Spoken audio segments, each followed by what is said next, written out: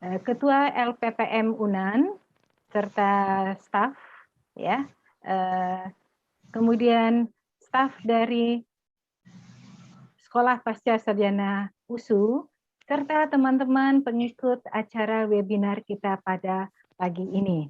Ya, kita sangat bersyukur pada pagi ini, ya, kita akan diberikan pencerahan oleh Profesor Dr. Hans Pols yang langsung tayang dari University of Sydney sebentar lagi jam 10 untuk acara kita ini. Untuk menginikan acara kita ini, marilah kita sama-sama menyanyikan lagu Indonesia Raya. Silakan.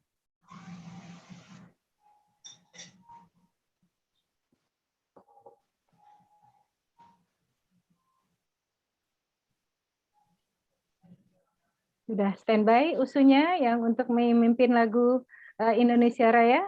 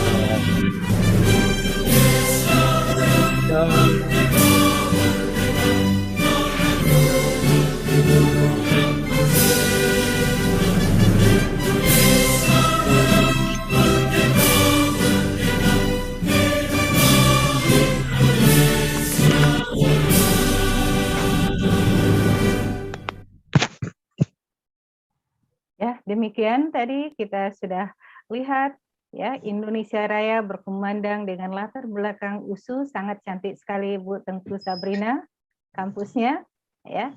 Baik, untuk menginikan acara kita pada pagi ini, kita mintakan sambutan dari Ketua LPPM Unand. Dipersilakan kepada Bapak Dr. Uyung Gatot. Baik, terima kasih. Bismillahirrahmanirrahim. Assalamualaikum warahmatullahi wabarakatuh. Selamat pagi. Salam sejahtera bagi kita semuanya, Bapak Ibu. Mudah-mudahan selalu dalam keadaan sehat walafiat. Amin. Alhamdulillahirrahmanirrahim. Ucapkan syukur kehadirat Allah SWT dapat diberi kesempatan dan kesehatan untuk berkumpul di pertemuan ini, dan juga salam bersalawat kepada junjungan Nabi besar Muhammad SAW. Udah, kita tiga seri, baru sekali aja. Nah, Bapak Ibu, sebentar saya minta off-kan dulu. Baik. Yang kami hormati Ibu Profesor Dr. Sabrina, Direktur Pasca Sarjana USU. Selamat pagi Bu, Assalamualaikum warahmatullahi wabarakatuh. Salam kenal nih Bu, saya baru pertama kali ini bertemu sama Bapak Ibu dari Pasca Sarjana USU. Kemudian Itu Bapak Ibu pimpinan di lingkungan Universitas Sumatera Utara dan juga pasca sarjana Universitas Sumatera Utara. Dan yang hormati Pak Maki, Sekretaris LPM Universitas Andalas, kemudian Ibu Dian Piantis, pembawa acara kita, yang membantu menginisiasi pertemuan hari ini. Dan tentu Bapak Ibu semua, para dosen, mahasiswa yang berminat untuk mengikuti acara ini, terutama mungkin seluruhnya dari bidang sosial humaniora ya Bapak Ibu. Bapak Ibu dari USU maupun dari Unand, alhamdulillah sudah berkumpul kurang lebih hampir 500 orang. Kami dari Universitas Andalas sangat bergembira, sangat senang sekali bisa mengikuti acara ini. Ini acara pertama mungkin webinar kami dengan USU ini. Pertama kerjasama webinar untuk memberikan semangat dan untuk kapasitas menulis artikel bereputasi untuk bidang ilmu sosial humaniora yang hari ini akan dipandu oleh Profesor Dr. Hans Paul dari sini University. Very good morning, Profesor Hans Paul.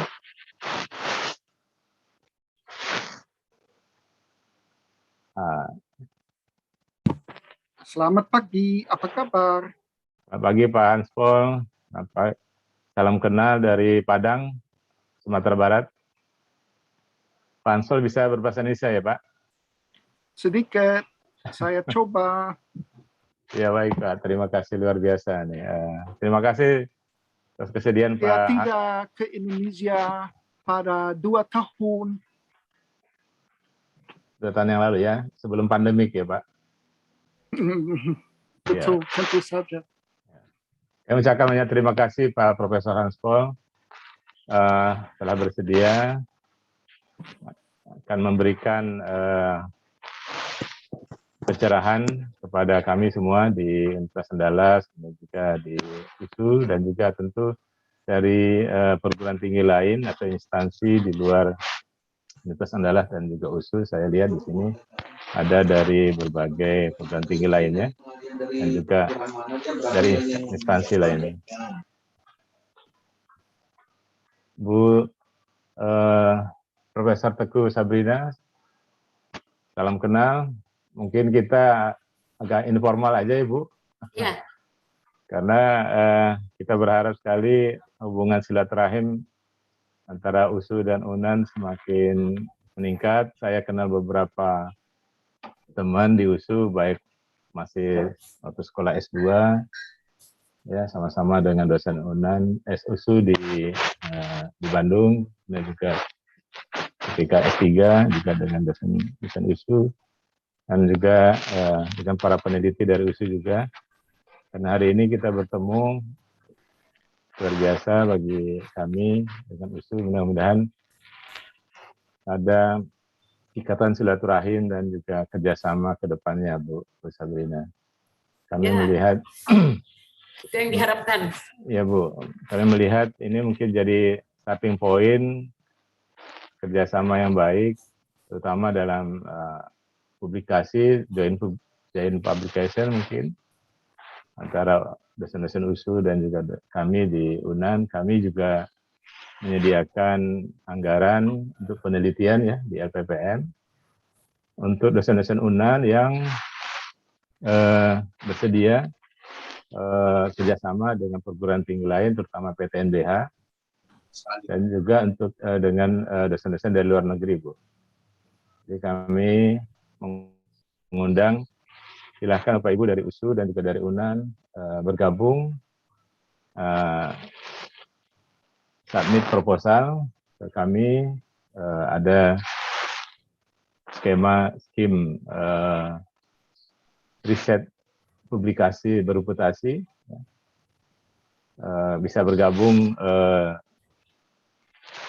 satu atau dua dosen dari UNAN dan dua dosen dari USU atau dari perguruan tinggi lain, boleh PTNBH, boleh dari luar negeri.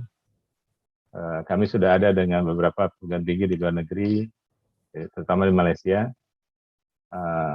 Joint publication dengan pendanaan dari UNAN. Diharapkan juga dari mitra itu ada juga pendanaannya juga. Sehingga ini bisa berkelanjutan, dan dengan pendanaan dua pihak, maka satu orang dosen insya Allah bisa menghasilkan 2 publikasi, Bu Teguh Sabrina. Ya. Jadi dengan dana dari UNAN misalnya 50 juta untuk satu Scopus misalnya, untuk penelitiannya itu belum insentifnya, Bu ya, itu satu orang dosen bisa publikasi Scopus dari dana UNAN sendiri dan juga dari dana mitra. Jadi sangat diuntungkan bagi dosen tersebut bisa menghasilkan lebih banyak publikasi bereputasi, terutama yang terindeks Scopus. Dan banyak tidak hanya joint publication, joint research, tapi juga mungkin joint seminar, international conference, dan lain sebagainya, Bapak Ibu. Dengan adanya pertemuan hari ini sangat baik untuk dilanjutkan dengan kerjasama berbagai bidang, berbagai ilmu. Ya, kami sangat terbuka, sangat welcome untuk menanti kerjasama maupun hubungan yang baik antara USU dan UNAN. Kami alhamdulillah baru tanggal 31 Agustus yang lalu, Bapak Ibu, Bu Teguh Sabrina, sudah berstatus PTNBH. Jadi kami belajar ke USU bagaimana melaksanakan PTNBH ya, Bu. Baik, apakah dengan PTNBH ini akan berubah spirit dari penelitian, pengambilan per masyarakat, publikasi, dan luaran-luaran dari penelitian dan pengabdian. Kita ingin meniru USU nih, sebagai senior di Pulau Sumatera, terutama untuk PTNBH. Jadi kami baru 1 bulan 2 bulan ini PTNBH sedang transisi. Mudah-mudahan kami bisa menjalankan PTNBH secepatnya, apalagi kalau didampingi oleh USU nih, Dr. Sabrina. Terutama dari kami di bagian penelitian dan pengabdian kepada masyarakat. Baik, mungkin itu yang dapat kami sampaikan menyambut acara kita, Bu Profesor Teguh Sabrina, Bapak Ibu semuanya, dan Profesor Hans Paul. Kami sekali lagi sangat bergembira, sangat luar biasa perasaan kami dengan pertemuan ini. Mudah-mudahan ini awal yang baik untuk silaturahim dan kerjasama ke depan antara USU dan Universitas Andalas. Kami ucapkan banyak terima kasih. Thank you very much, Professor Hans Paul, for your contribution in this event. Mudah-mudahan Profesor Hans Paul dapat memberikan pencerahan kepada kami di Universitas Andalas, terutama kami merasa memang agak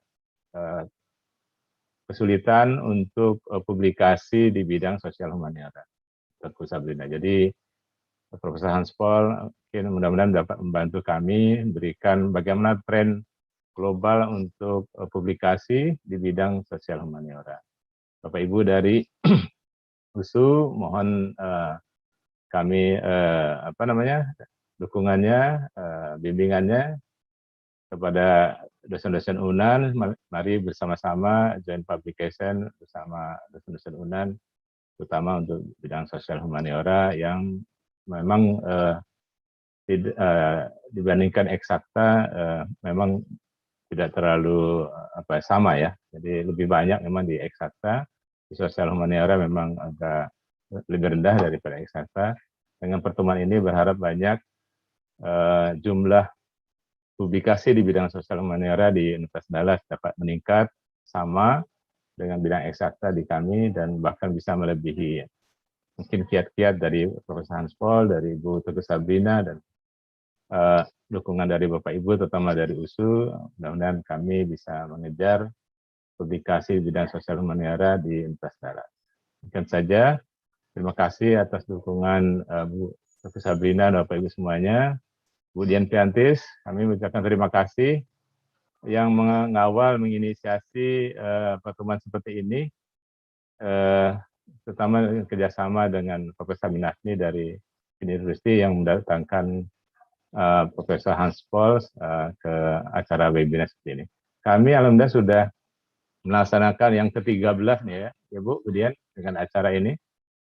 Mudah-mudahan Bapak Ibu tetap semangat dan kita insya Allah siap untuk membantu dengan berbagai fasilitas untuk publikasi Bapak Ibu, terutama di bidang sosial humaniora. Mungkin saya sekali lagi terima kasih. Mohon maaf jika ada kekurangan. Wabillahi taufiq wal hidayah. Wassalamualaikum warahmatullahi wabarakatuh. Waalaikumsalam warahmatullahi wabarakatuh. Terima kasih Bapak Ketua LPPM Unan, Dr. Uyung Gatot. Ya, sebelum kita mulai, Pak Hans sudah ada di sini. Bu Tengku Sabrina, apa kita langsung saja atau kita diskusi dulu? Boleh diskusi di awal, tapi mungkin lebih menarik di setelah acara. Kita lanjut diskusi. Oke. Kita lanjut saja dulu ya, Bu Sabrina. Baik, Bapak Ibu peserta webinar pada pagi ini, acara untuk pemaparan Bapak Hans Paul akan dimoderatori oleh Bapak Dr. Zulkifli Lubis MA, itu dari Prodi Antropologi FISIP USU. Pak Zulkifli sudah hadir ya Pak ya? Pak Zulkifli? Ya, sudah hadir, ya. Bu. Sudah hadir. Ya, beliau ini mempunyai pendidikan S1 dari Antropologi Universitas Sumatera Utara, S2, S3-nya Antropologi dari UI, bidang khususnya Antropologi Ekologi. Kemudian beliau mempunyai penelitian atau konsultan di bidang sosial budaya lingkungan, social safeguard, dan proyek-proyek pembangunan kehutanan, pertambangan energi, perkebunan, dan community development. Organisasi profesi yang beliau ikuti antara lain Asosiasi Antropologi Indonesia, AAI. Beliau baru saja terpilih sebagai Ketua Pengurus Daerah AAI Sumatera Utara periode 2021-2026. Selamat Pak Zul, silakan Bapak ambil alih untuk pelaksanaan webinar kita dengan Bapak Hans Paul. Silakan Pak Zul. Terima kasih Ibu Dian Piantis. Assalamualaikum warahmatullahi wabarakatuh. Selamat pagi dan salam sejahtera bagi kita sekalian. And good morning, good afternoon to Professor Hans. I think this afternoon in Australia now. Baik, yang saya hormati Bapak Bu Uyung Gatot ya, Ketua LPPM Unan. Yang saya hormati juga Ibu Profesor Dr. Tengku Sabrina, Direktur Sekolah Pasca Sarjana USU, dan semua hadirin partisipan webinar yang juga saya hormati. Terima kasih untuk kepercayaan yang diberikan kepada saya untuk memandu acara kita di webinar hari ini. Dan selamat datang ya Profesor Hans Paul ya. Welcome to Indonesia. Also only through virtual room ya. Because in last year we have COVID pandemic that barrier our mobility ya. Jadi hari ini kita berjumpa di dalam ruang webinar ini dan saya kira ini kesempatan yang sangat luar biasa ya bagi kita seperti tadi disampaikan oleh Pak Uyung ya, ini adalah sebuah kesempatan bagi kita, khususnya para akademisi dari social science dan juga humaniora, yang memang dalam faktanya mengalami mungkin ya kesulitan ataupun banyak kendala untuk mempublikasi tulisan-tulisan kita di jurnal-jurnal bereputasi di tingkat internasional. Jadi pada hari ini kita akan belajar banyak dari Profesor Hans. Jadi beliau ini adalah seorang ahli antropologi, sosiologi, dan sejarah ya saya kira. Lebih mendalami bidang medical anthropology atau antropologi of medicine, dan lebih spesifik lagi nampaknya banyak menggeluti kajian-kajian tentang psikiatri ya. Jadi kalau kita baca profil beliau di website Universitas University of Sydney, kita akan melihat sangat banyak sekali hasil-hasil publikasi yang ditulis oleh Profesor Hans, yang dalam tahun ini saja, tahun 2021 ini, sudah ada 5 atau 4 ya publikasi internasional berupa jurnal maupun book chapters ya. Jadi saya kira di dalam profil beliau juga dalam 20 tahun terakhir ini mungkin hampir 100 atau lebih ya tulisan-tulisan yang dipublikasi. Dan saya kira ini memang beliau adalah guru yang tepat bagi kita untuk belajar bagaimana sih strategi, langkah-langkah atau triks atau tips yang bisa juga nanti kami pelajari ya dari beliau untuk kita meningkatkan seperti tadi disampaikan oleh Pak Uyung ya, bagaimana publikasi-publikasi kita di bidang social science and humaniora semakin meningkat. Jadi saya kira saya tidak memberikan pengantar yang cukup banyak karena lebih banyak waktunya nanti bagi Pak Hans ya, jangan pula saya lebih banyak ngomong. Nah, jadi kita untuk webinar ini akan bagi ke dalam 2 sesi ya saya kira. Yang pertama nanti pemaparan dari Profesor Hans. Beliau sudah menyiapkan paper makalah dalam bahasa kita yang berjudul Global Trends Publication on Humanities and Social Sciences. Jadi ini yang kita tunggu-tunggu memang. Nah, pada sesi kedua nanti kita akan berdiskusi. Mungkin ada banyak hal yang ingin ditanyakan kepada beliau dan kita akan buat sesi diskusi yang cukup panjang. Mudah-mudahan Pak Hans bisa cukup panjang juga waktunya sehingga kita bisa mendapatkan ilmu yang sebanyak-banyaknya dari beliau. So I think that's the introduction. Pak Hans, now it's your turn now to present the paper.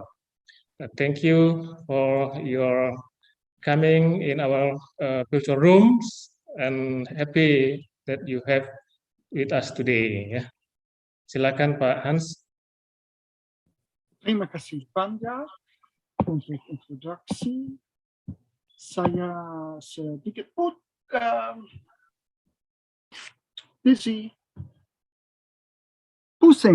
Saya sedikit pusing karena di sini ada 600 orang. Banyak. Thank you very much for that. Now, initially I thought it was partly a workshop about how to get published. And now the title says it's more a paper on international trends in publishing. So we get a little bit of both. Is that all right? Well, I guess so. I will start sharing my screen.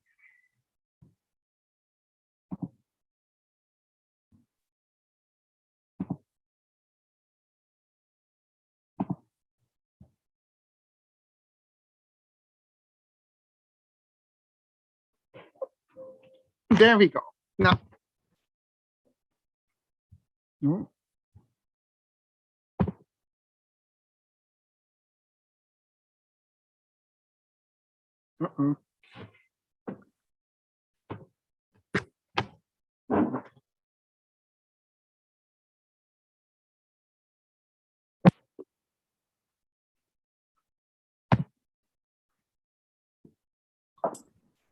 Macet.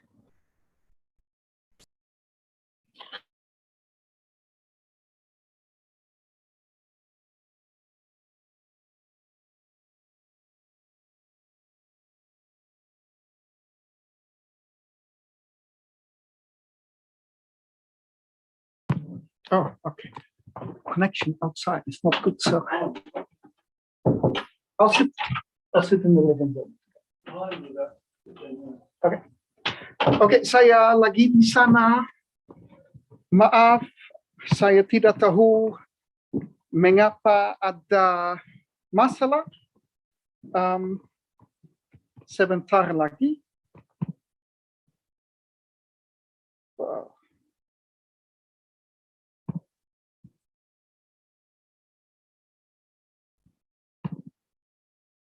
Okay. Terror Scopus. I know that everybody can hear me. Connection okay? Yeah? Dengar, Pak. Okay, very good. Terror Scopus. All academics in Indonesia have to hand in their report every year. What have they done? What have they published? How much have they taught, etc. And the expectation is that they publish internationally. Now, first, we should wonder, I think, why is that? Now, my friend Tia Suchi published in Compass, Koran Compass, something about the reorientation of academic publications in Indonesia. And there is a real problem here, I think. First of all, most international publications by Indonesians are never read by anyone. Now, that's wrong, nonetheless. And she argues that there are several reasons for academics to be active. They could publish internationally for recognition, but also I think it is really a good idea for academics to pursue engagement. And this could be for physics or chemistry, engagement with industry, but for the humanities, we're talking about social engagement, contributing to a national dialogue, improving things. I've been very active in mental health in Indonesia. And yeah, there are a few things that there is room for improvement. And there are some great initiatives undertaken by people in Indonesia. And I think that's wonderful. So changing things, or is it personal thing, career advancement? Now, of course, academics like career advancement, just like everybody. Some of them have a social commitment in what I think is the spirit of Pancasila, right? Creating a socially just society for everybody. And for others, still, there is the desire to be recognized internationally through these articles. And I think all of these things should be considered in combination. Now, I think, and I've been going up and down to Indonesia for the past 15 years or so, that Indonesians are unusually creative. And there used to be a level of creativity that you publish, you write an article in English. The English could be terrible, doesn't matter. Then you publish it in a journal that asks you for $1,000 to publish it. They're so-called predatory journals. They're not real journals. And then when it is accepted, that normally takes a week, you can submit your promotion and then be promoted. And even though the promotion committee knows that this is not correct, this was a standard practice. And this is also one of the reasons why the Ministry of Higher Education has tightened the standards for international publication. It has to be listed on Scopus. It should not be a predatory journal. That, of course, is all good.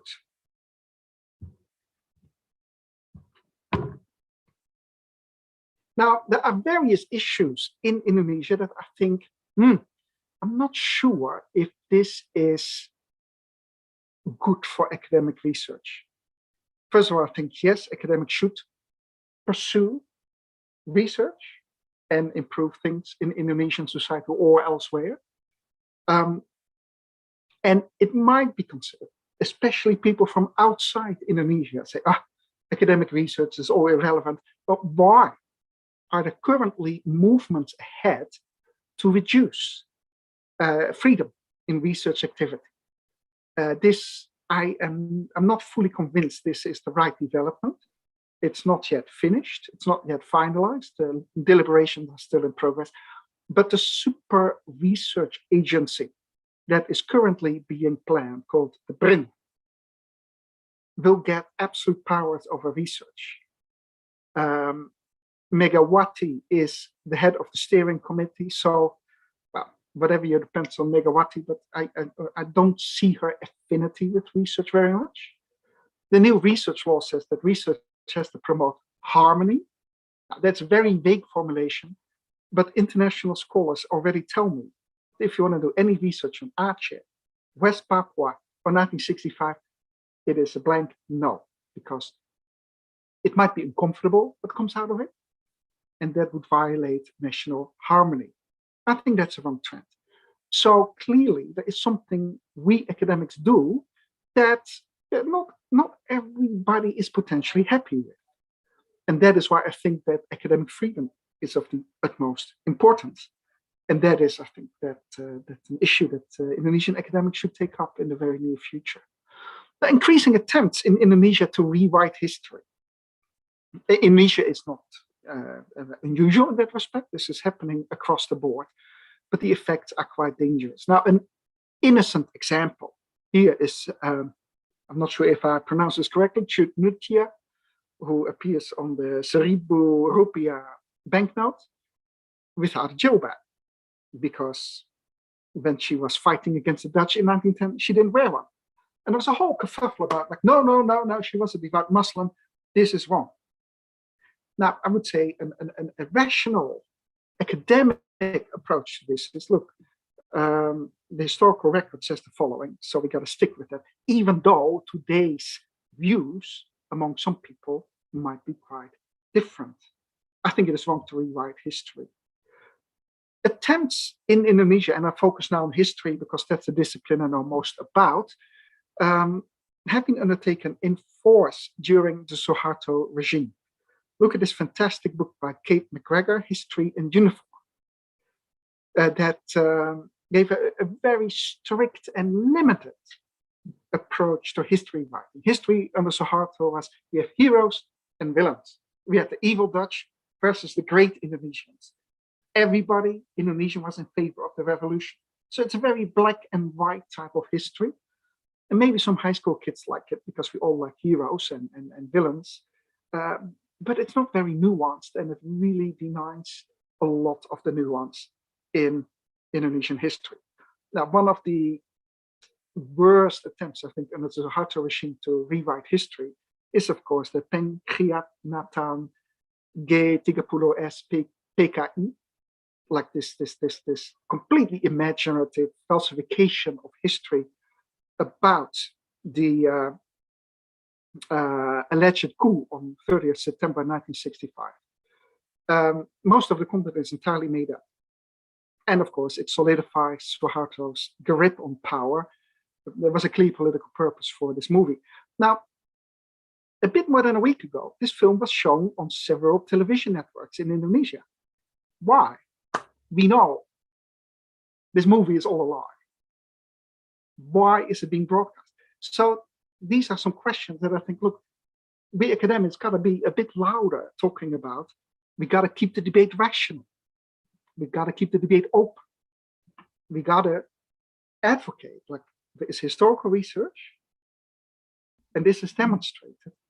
Well, that first of all, this movie is all wrong, but also that there is much more to Indonesia's past than what is generally presented.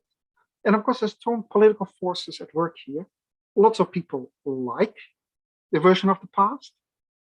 that has been presented by the Suharto regime. And lots of people do not like it being revised because it might shed light on some very uncomfortable truths. So the humanities, be it anthropology or history, have a very important role here to foster the national debate. And I would think also to keep and foster some type of reconciliation.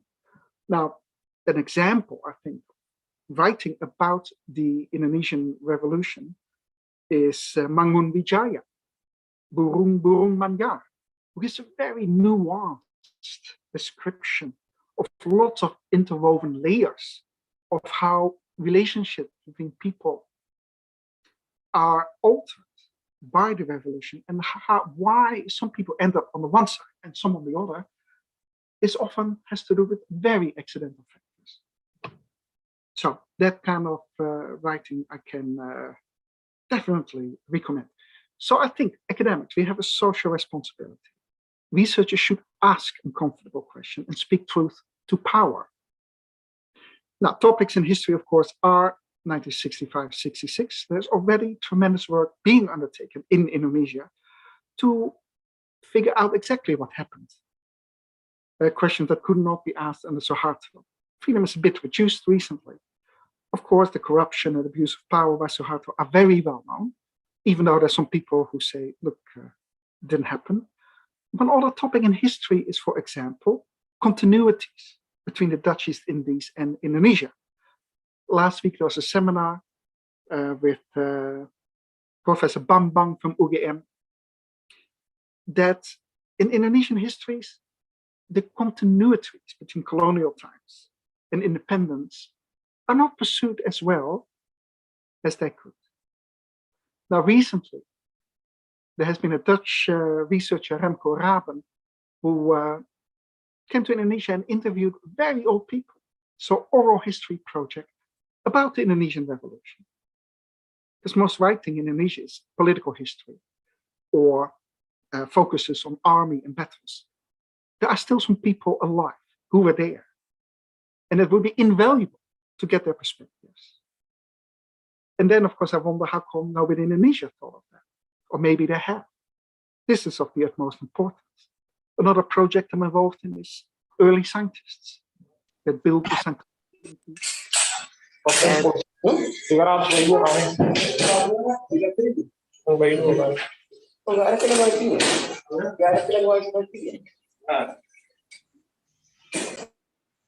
Everything all right over there?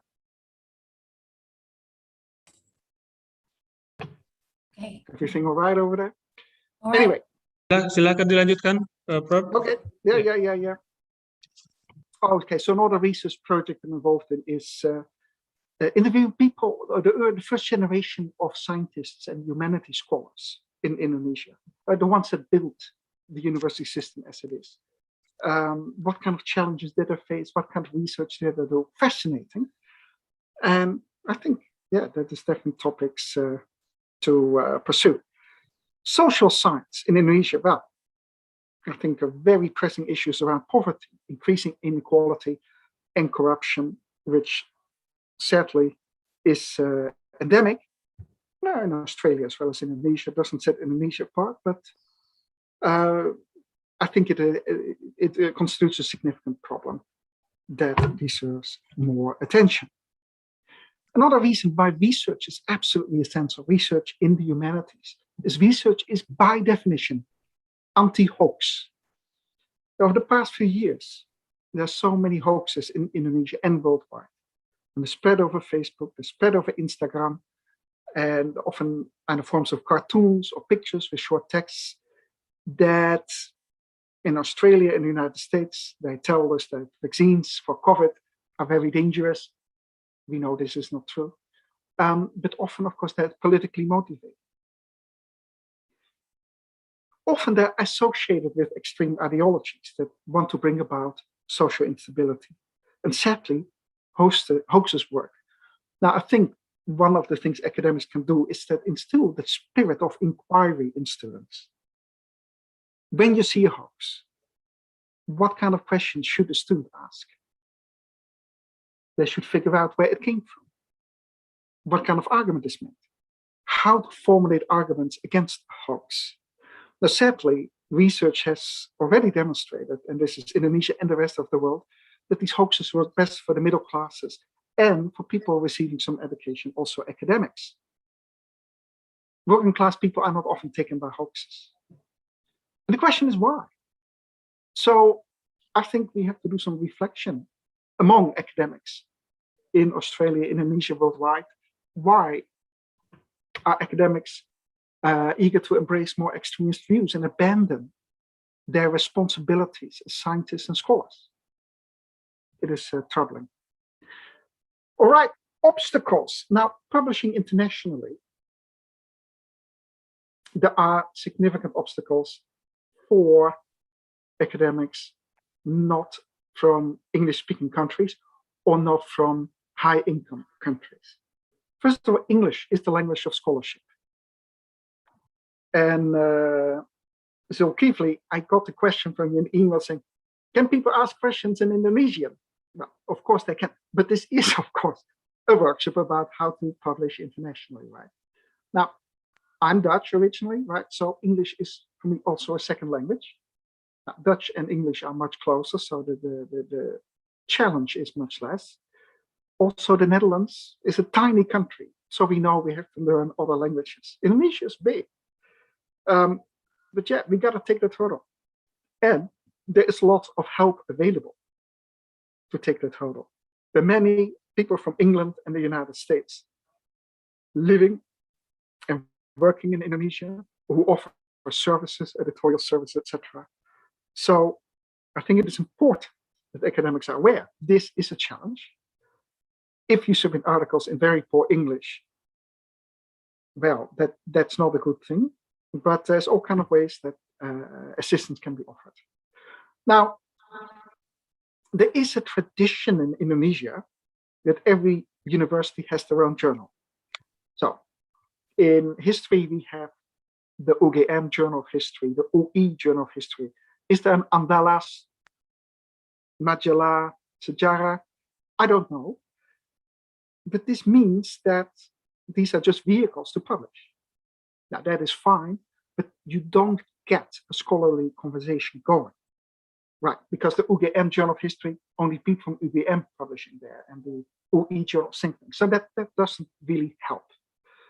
The structure of academic careers in Indonesia, now it's very hard because you need to become PNS as well. So young academics are often already recruited when they're students. They have their careers at the same university. There is very little traffic between universities.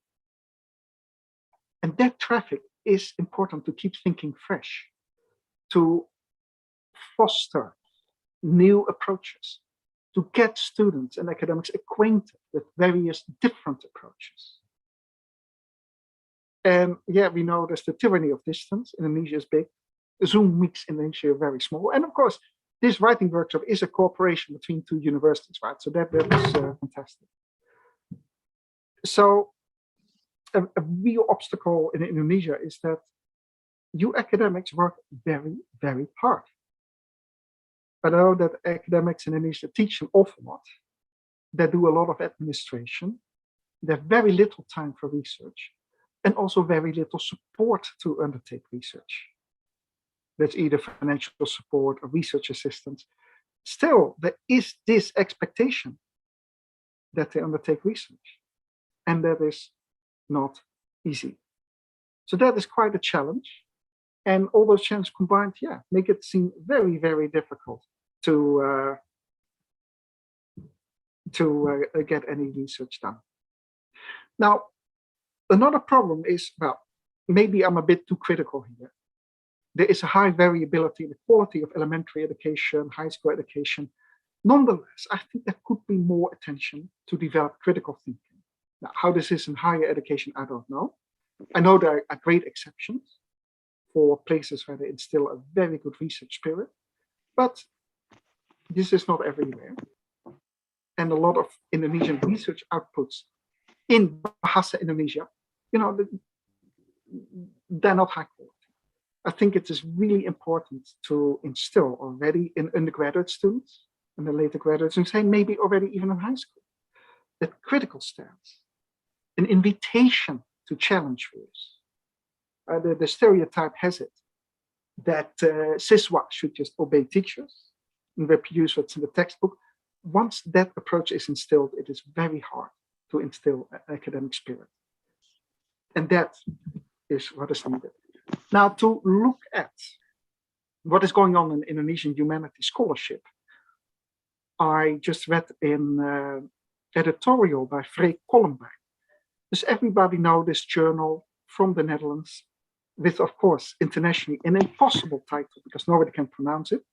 Bijdragen tot taal, land en volkenkunde van Nederlands-Indië, that is nu Indonesia. This is the journal of the Royal Institute for, how did I translate? Caribbean Indonesian Studies. And this is where a lot of people who do research in Indonesian studies publish their research. Now, when he was editor of the journal, Freek Kollenbein encouraged Indonesian scholars to submit. And the number of submissions of Indonesian research has gone up over the past 20 years. Now, first of all, his observation is that Indonesian scholars conduct excellent research. That is, he is engaged in a couple of collaborative projects, went into the field with interviews, and he was always impressed. Wow, they make great observations. The anthropologists know how to ask questions and to establish rapport with the research subjects. Also, he said, when I present my work in progress, I get fantastic feedback. Just amazing feedback. And then he said, well, but then the question is, if Indonesian scholars know so much and actually quite good at conducting research, how come this doesn't show up in the international literature? So the good thing is, of course, that there is already that ability. There is that ability to make observations. So maybe there are the problems are located somewhere else. And he says, what struck him in the submissions by Indonesian academics is that submitted articles often lack connection to broader academic debates. And the second problem is that manuscripts often lack a clear argument. Now, these is exactly the issues that I deal with my own students, both undergraduate and postgraduate, that to formulate a clear and crisp argument is quite a hard problem. Quite a few of my students, of course, they're historians, so they go to archives to collect an enormous amount of data. And when they present their work, they go blah, blah, blah, blah, blah, blah, like that, give me all the details of all the archival things they found. And then, of course, I say, look, this is very interesting. They don't see the forest for the trees. They're still completely soaked up by all the detail. That is step number one in any research process. But researchers got to go to the second step to formulate an argument. Sadly, that is much more difficult. So we have a project at the university asking PhD students, as TIGA students, present your dissertation in 3 minutes. This is a really useful exercise. And of course, I really appreciate you give me an hour or so to speak. It is much harder to give a paper in 10 minutes or 3 minutes than in an hour. Because in an hour you can blah, blah, blah, blah, blah. You can just go on and on and on. But in 3 minutes, you've got to make a decision. This is important. This is the most important thing in my work. And that really helps students to focus on, this is the argument. So for the rest of this, I will focus on thesis statements or arguments, the things that are central in every publication, humanities, scientific.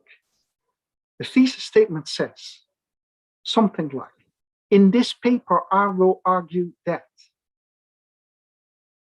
Precisely.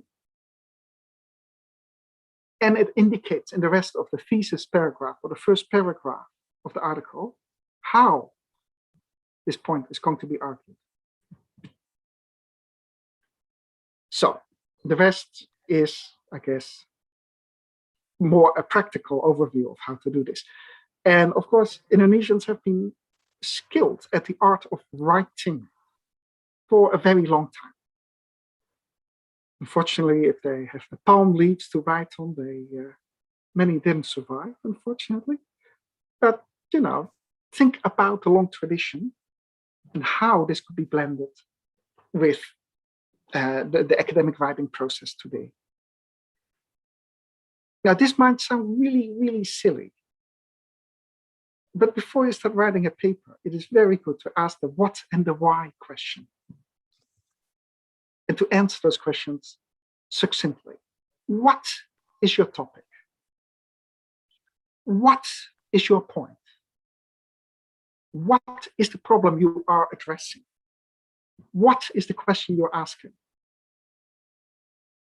I've listened to academic papers at conferences everywhere, and sometimes they're just long lists, laundry lists, all really interesting things, not particularly connected.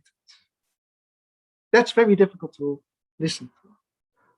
So just to ask a student or your colleague, what is the topic? And the second question then is to ask why. Why is it important? Why should I care? And what is new? And that means, how does your work relate to what has already been published, to the secondary literature? And we see this a lot with students that don't know the secondary literature, especially in the beginning of your career. So they kind of invent the wheel again. And that, of course, makes it very difficult to construct an argument that is convincing. So to start to think about these questions of what and why, the second question is, who is your audience? Who are you talking to? And of course, well, there must be a Department of Communication Studies there, right, at Anderlas. And you need to know your audience to formulate your message. For example, I have an example, the International Journal of Feline Orthodontics. I have no idea if that exists. Or the Eastern Java Journal of Research on Jamu Consumption. Of course, it doesn't exist. I make this up. But you can see that if you want to write an article about toothaches in cats, that you're looking at a very different way of presenting as compared when you talk about Jamu consumption.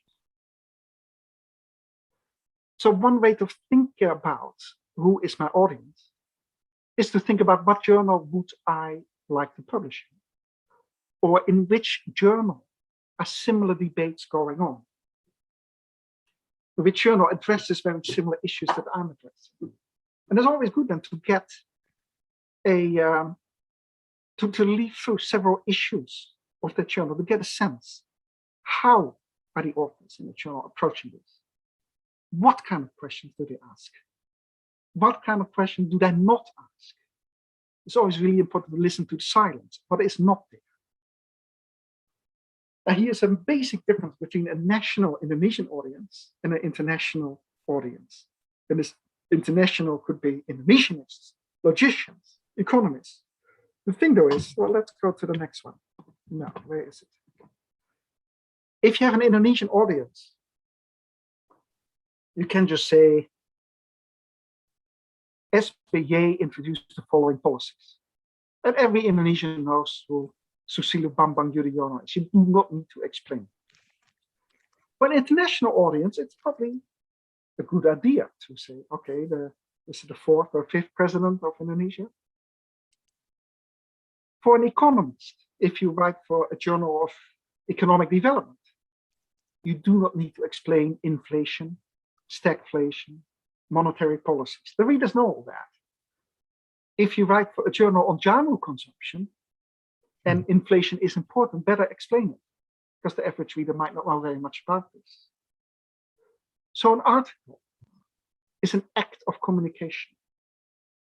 It's an act of addressing an audience, and thereby figuring out what the audience already knows and takes for granted. You don't need to waste time on that. and honing in what might be new and surprising for the audience. I don't know about you, but sometimes I teach some big classes with 300 students.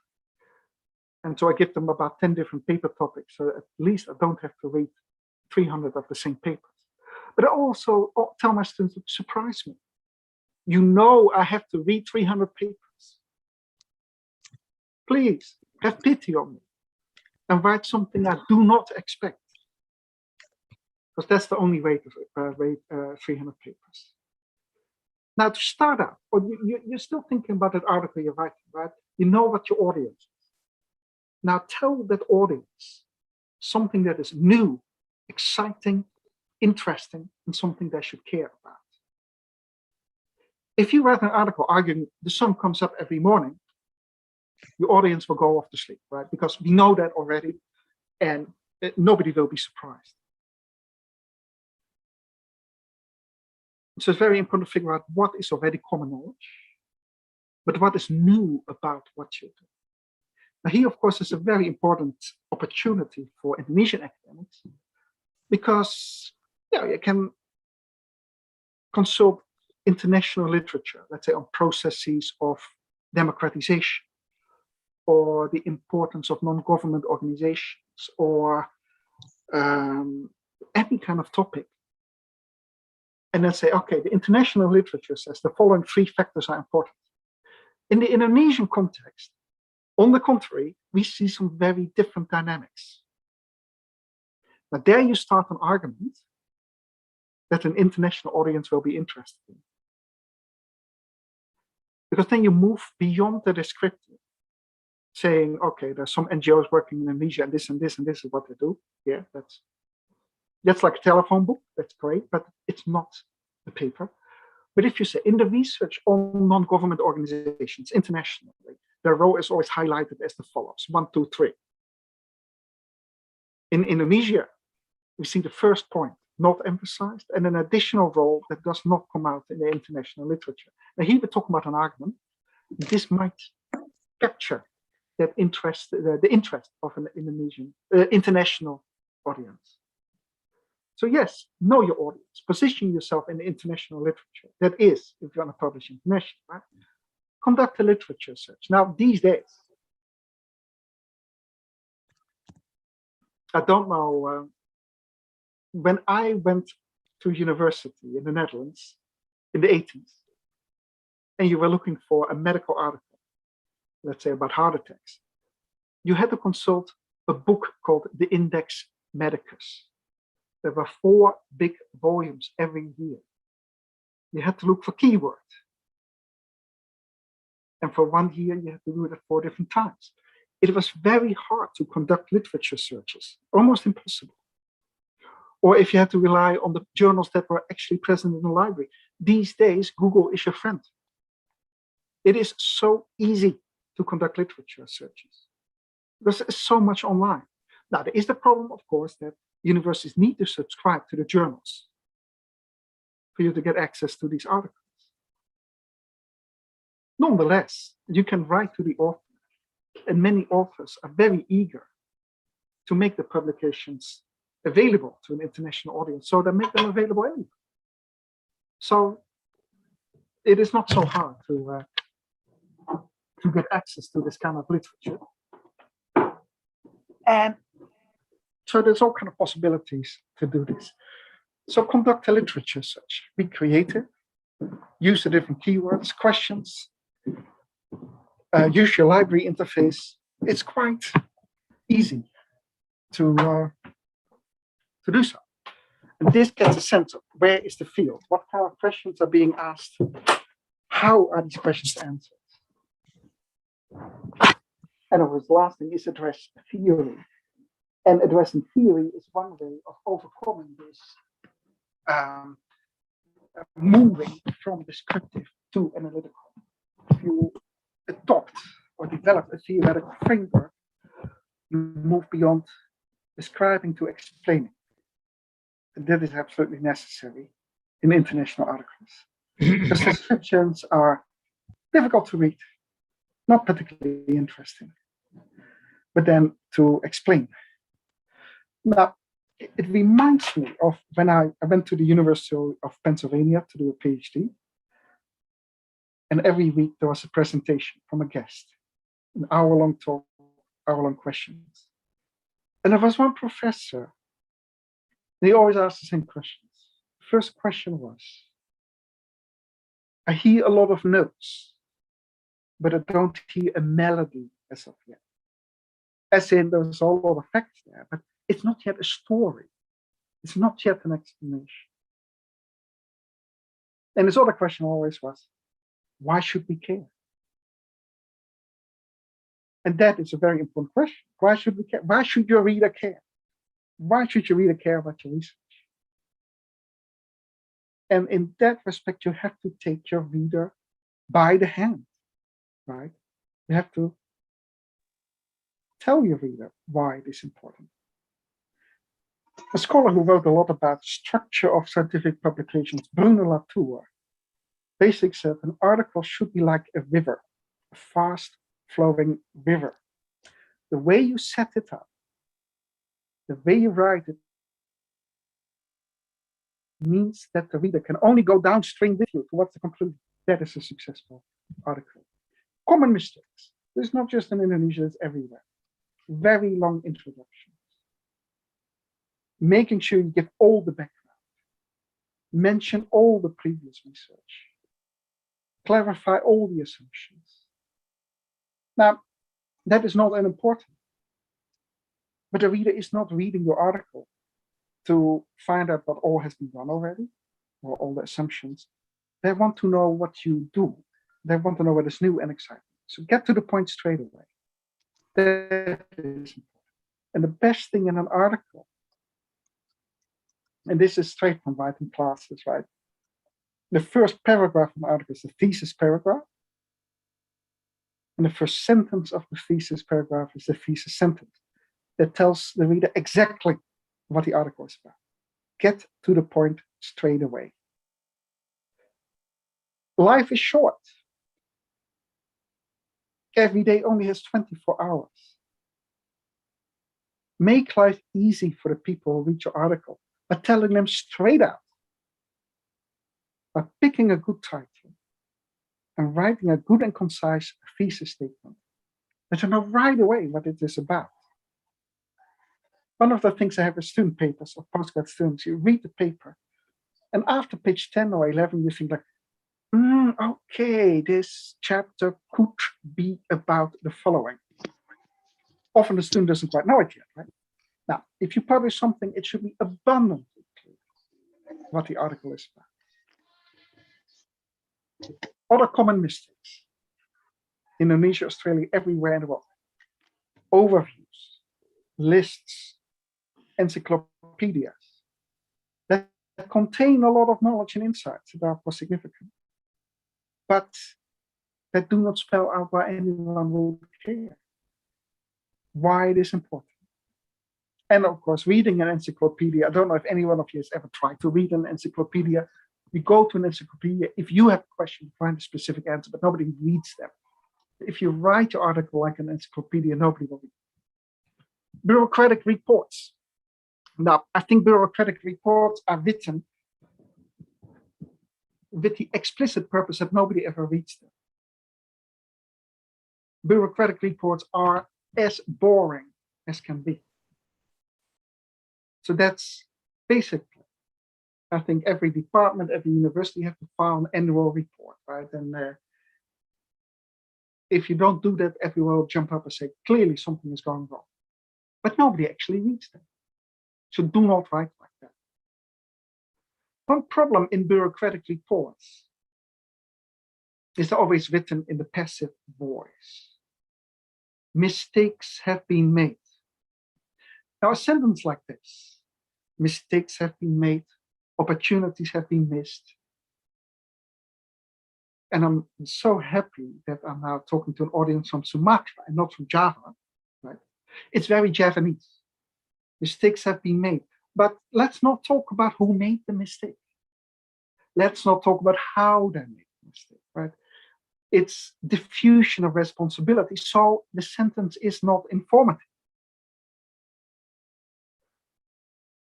So if you say mistakes, this person made a mistake, or this person accomplished ABC, active voice, what you write about is immediately becoming more informative and interesting. And of course, in Sumatra, they don't use the passive voice, right? I mean, Sumatra, I know the Minangkabau, the Batak, and the Achinese are known for the warlike spirit. So translated warlike spirit in your writing by using the direct voice. Sorry for using all these kind of platitudes, but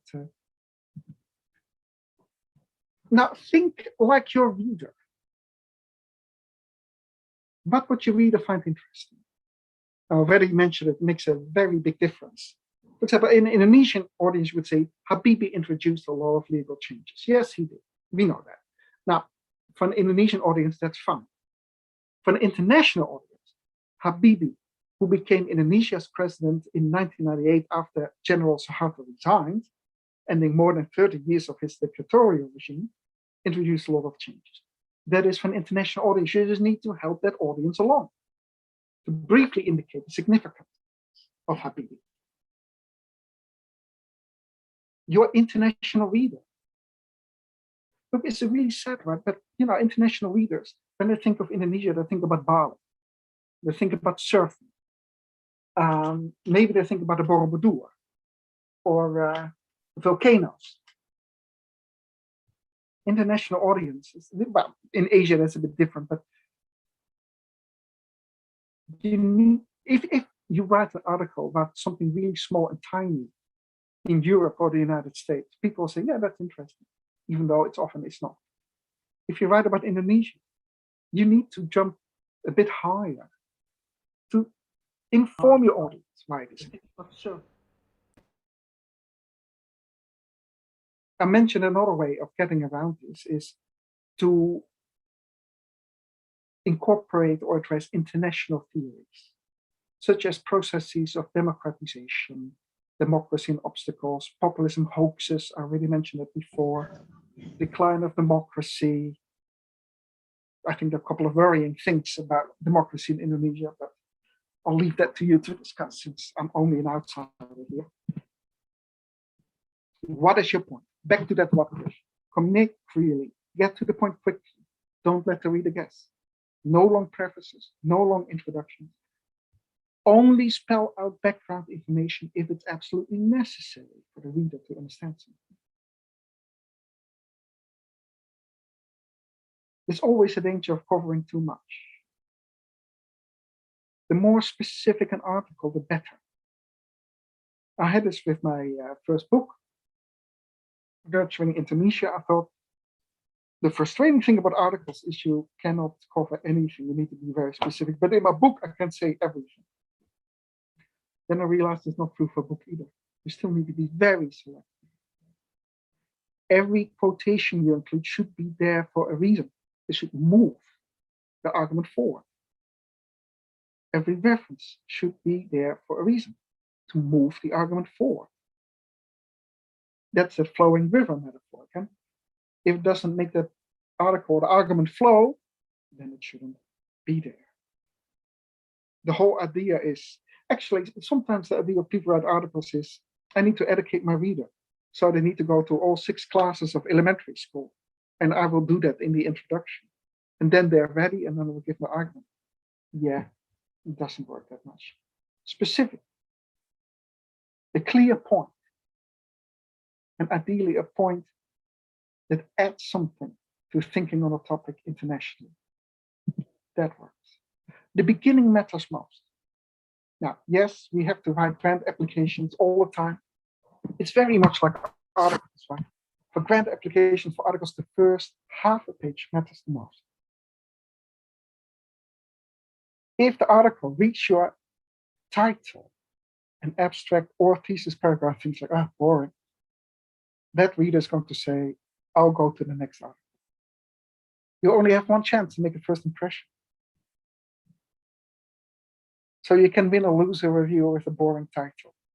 And again, sorry for the Japanese people, you don't be Japanese, don't be too modest, right?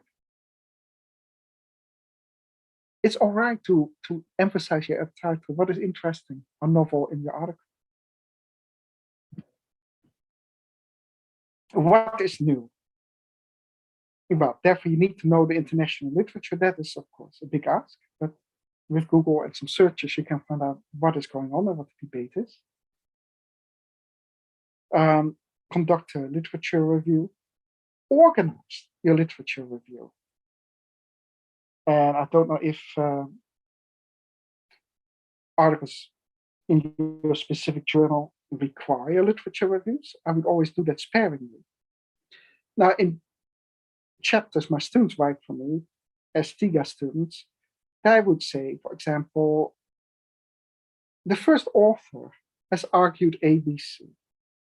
The second author I read argues D, E, F. You already see that this is going to be really difficult to read. So if you do a literature review, you need to show the mastery of the topic by saying, for example, in disability studies, there are 3 dominant approaches. The first one argues, for example, that disability is a social construction. The second one argues it's medical.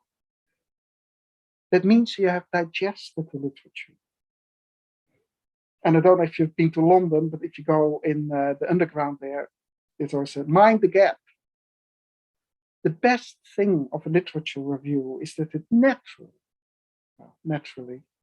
artfully demonstrates something is really missing. And then you can say, okay, but I will fill that gap. Of course, if you have to review an article for a journal, you ask the same question, what is the gap? What is this article adding that we don't know yet? What is the question? What is new? What is novel? What's the gap? So mind the gap, but especially with an eye on filling it. Now, Isaac Newton already said, like, I've seen further because I stood on the shoulders of giants. Newton wanted to say science is cumulative. Scientists built together on the cathedral or the mosque of knowledge. And because you don't have to invent the wheel, you can build on what has already been done. And that is from the progressive nature of scientific research. And that is the purpose of reviewing the literature. Whether you discuss it or not in the article, that's not so important, but it's situating your article in that literature. So best approach. What matters most in an article? The thesis paragraph, the very first paragraph. What matters most in the thesis paragraph? That's the thesis statement. That's sentence number 1. A thesis paragraph is not an abstract. An abstract is a quick overview of what's in the article, but doesn't have to be as sharp about spelling out what the argument is going to be. But of course, the thesis paragraph has to be very sharp about that. So how to write a good thesis paragraph? Well, formulate your central question. And it has to be one question and one question only. Then answer. And that answer, that is your thesis paragraph. And there's a lot of this on the internet, but so I just picked a few steps towards writing a strong thesis statement.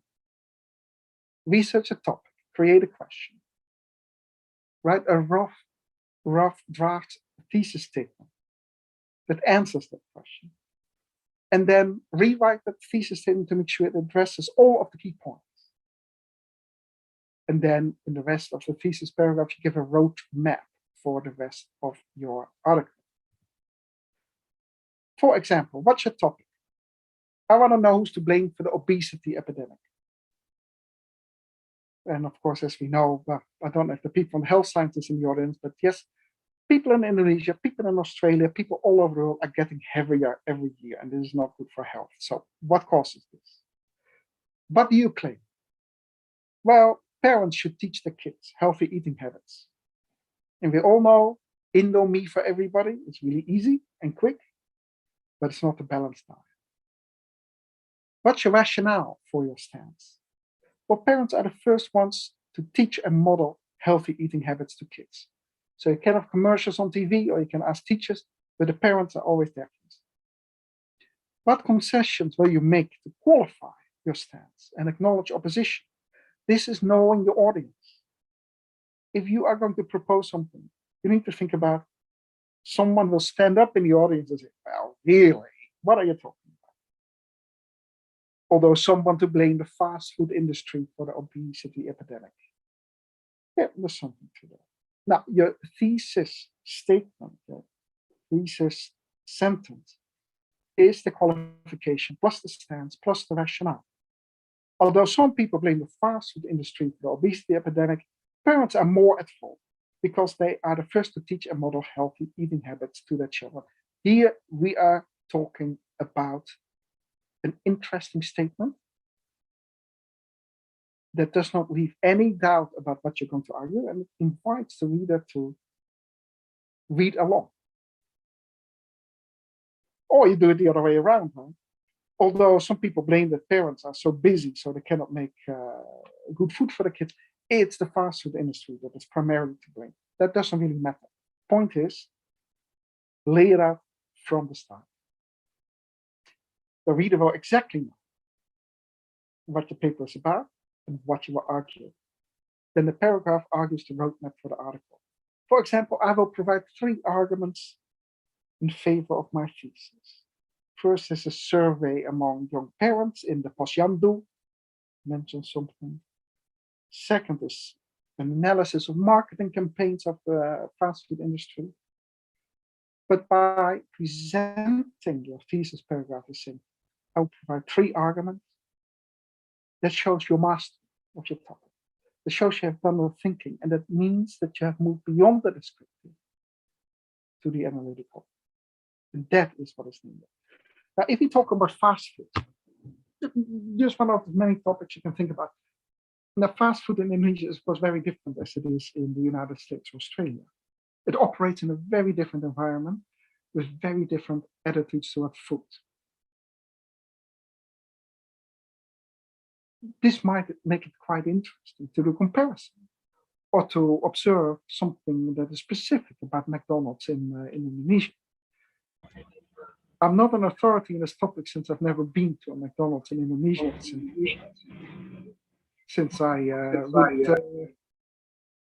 favor the Padang food, right? Nonetheless, the wrong model to write a thesis paragraph is the inverted pyramid. And this I see among my students, undergrad students, all the time.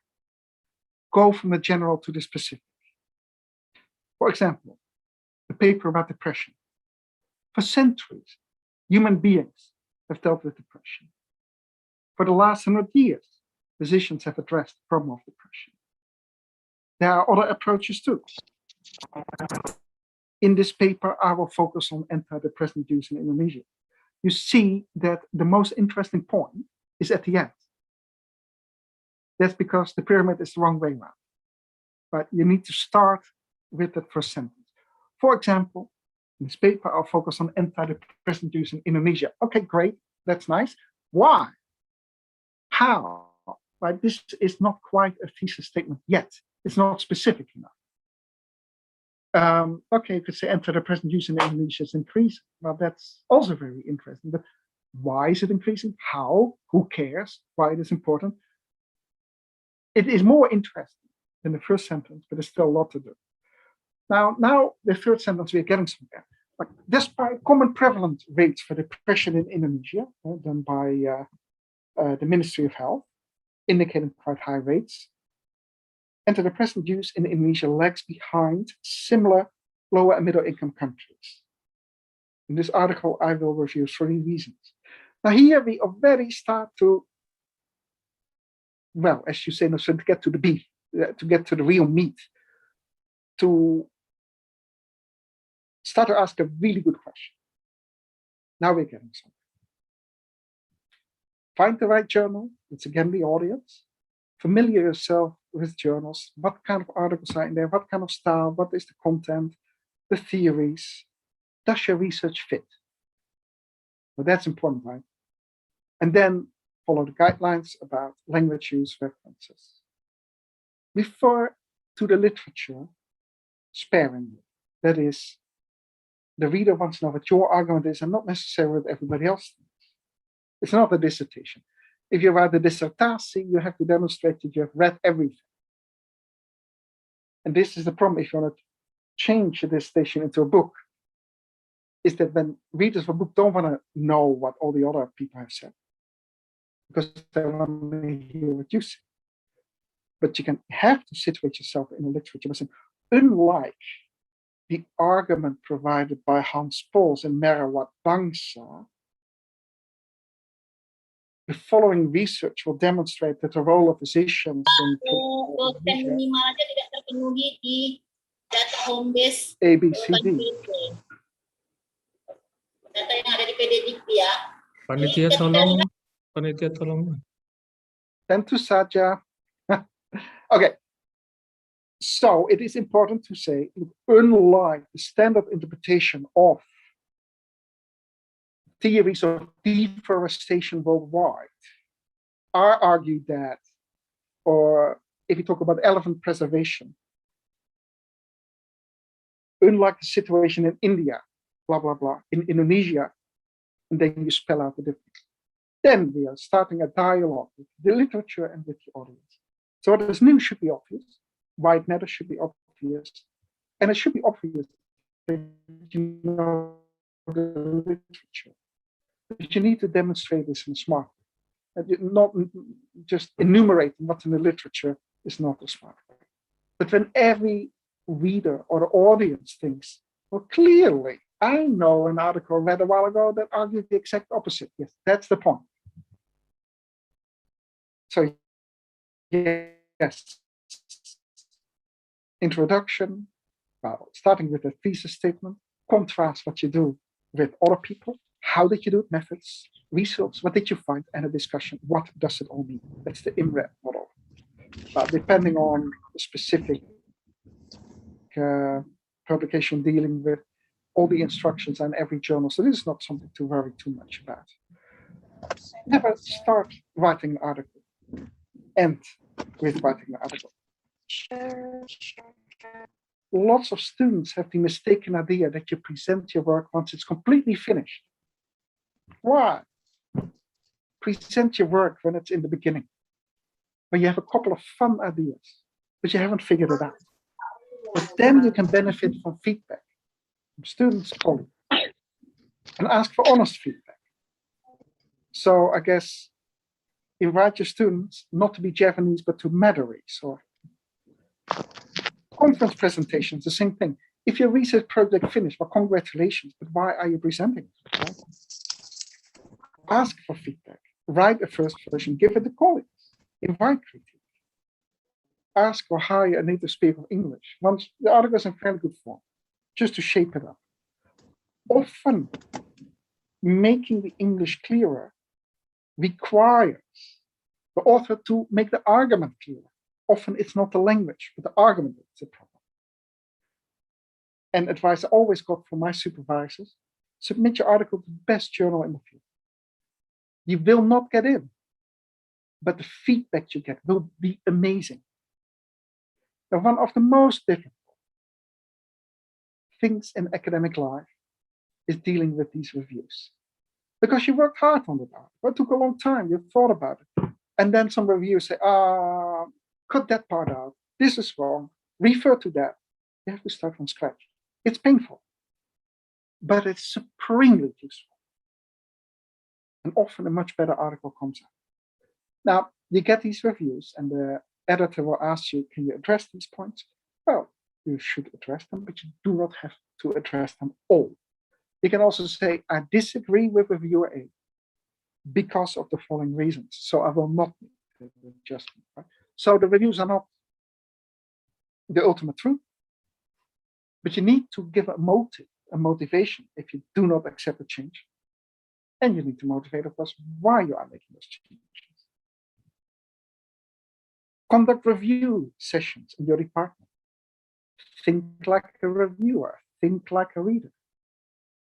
Ask for feedback. And also figure out what type of feedback works. Some people don't mind being criticized and others don't like it. I had a professor, and he often gave terrible papers. He had a new idea, or he was invited to write an article about some topic. He would throw something together in an hour. It was just terrible. And all of us students said, this is obviously wrong. Don't you know that?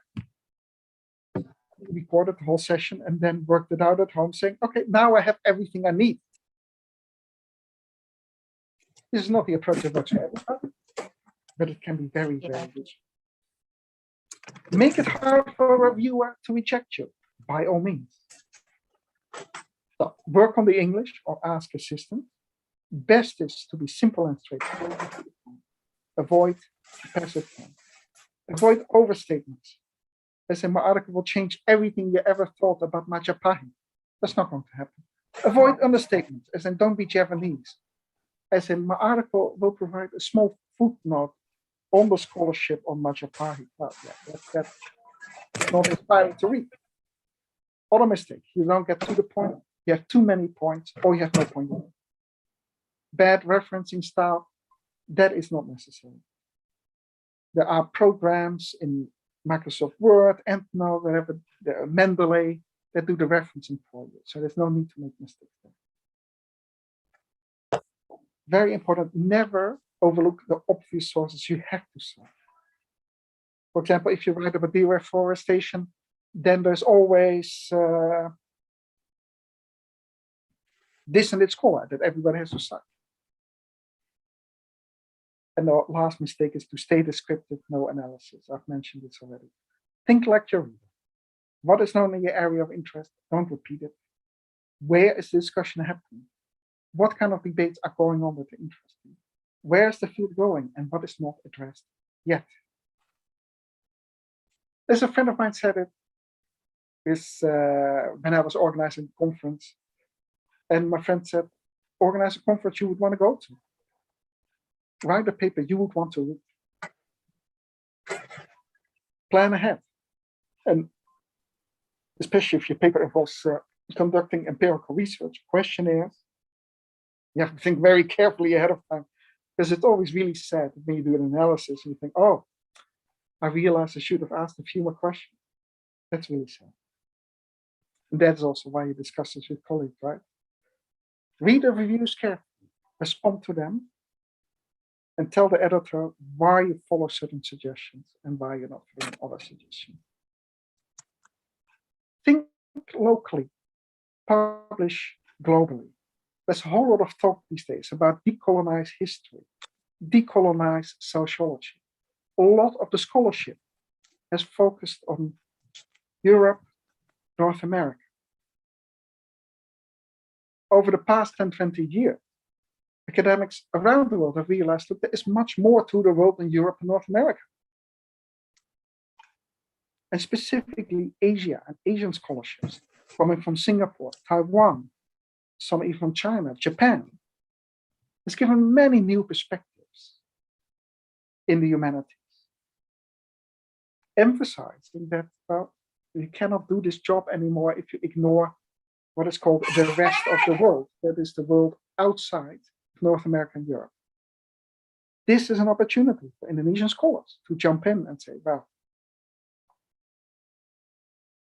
there are all kinds of things that has been emphasized in Western research. We need to make the picture more complicated. Keeping yourself asking, why should an international audience care about Indonesia? And why should it care about your research? Sorry, this is my presentation thus far about publishing. Just want to advertise this seminar next Saturday. And it will be quite interesting, so come along. I just published a book on called an edited book, Traumatic Pasts in Asia, History, Psychiatry, and Trauma from the 30s to the present.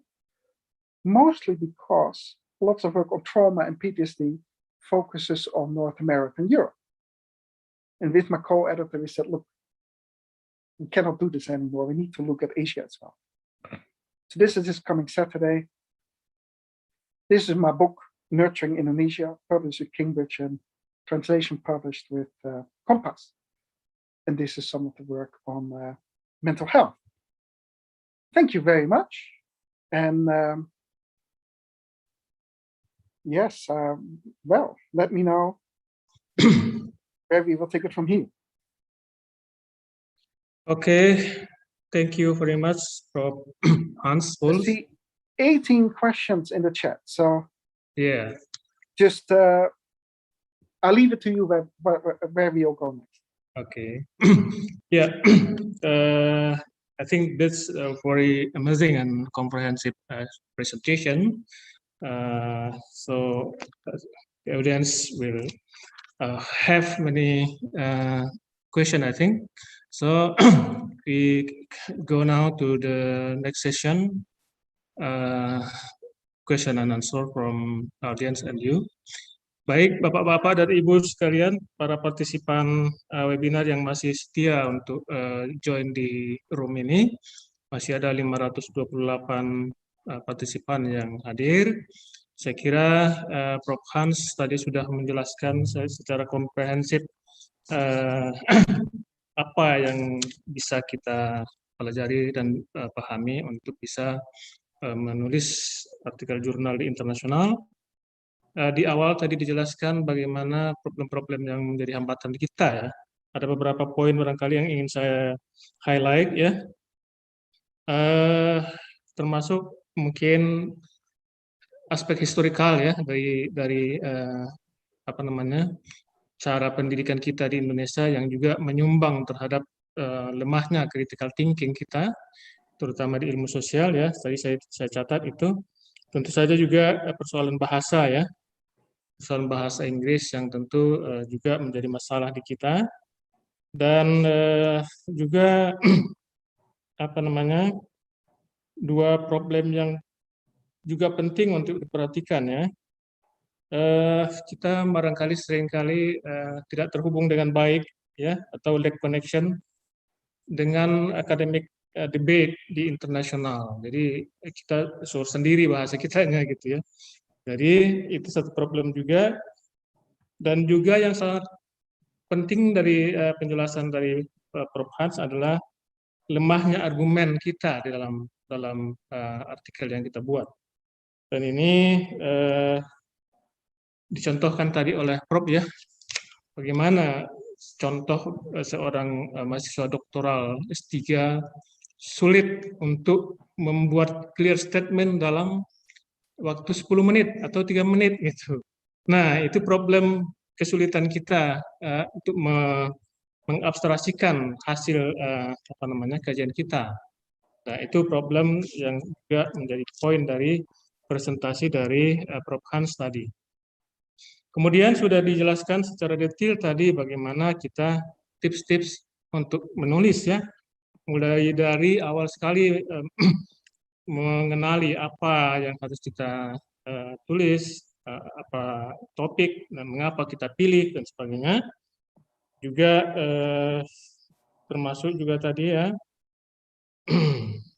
bagaimana kita harus menyambungkan topik yang akan kita tulis itu dengan isu-isu yang menjadi perhatian di audiens kita di jurnal mana, apakah itu di jurnal lokal, Indonesian, internasional dan sebagainya. Itu juga suatu poin yang sangat penting ya. Nah, apa yang baru dan sebagainya. Saya kira ini semua tips-tips yang sudah disampaikan oleh Prof. Hans adalah sangat berharga dan ini menjadi modal bagi kita, terutama kawan-kawan di ilmu sosial dan humanity ya. Tapi begitupun saya yakin banyak partisipan yang ingin mungkin bertanya lebih jauh, mendapatkan informasi yang lebih detail dari Prof. Hans. Untuk itu saya buka sesi. Silakan boleh dua cara ya. Yang pertama melalui raise hand ya, silakan, atau juga menulis di chat room ya. Di chat room sudah ada beberapa pertanyaan, nanti saya bisa bantu bacakan. Silahkan sekarang kalau ada yang ingin raise hand langsung bicara di forum ini untuk menanyakan ataupun memberikan tanggapan. Saya buka sesi pertama. Silahkan.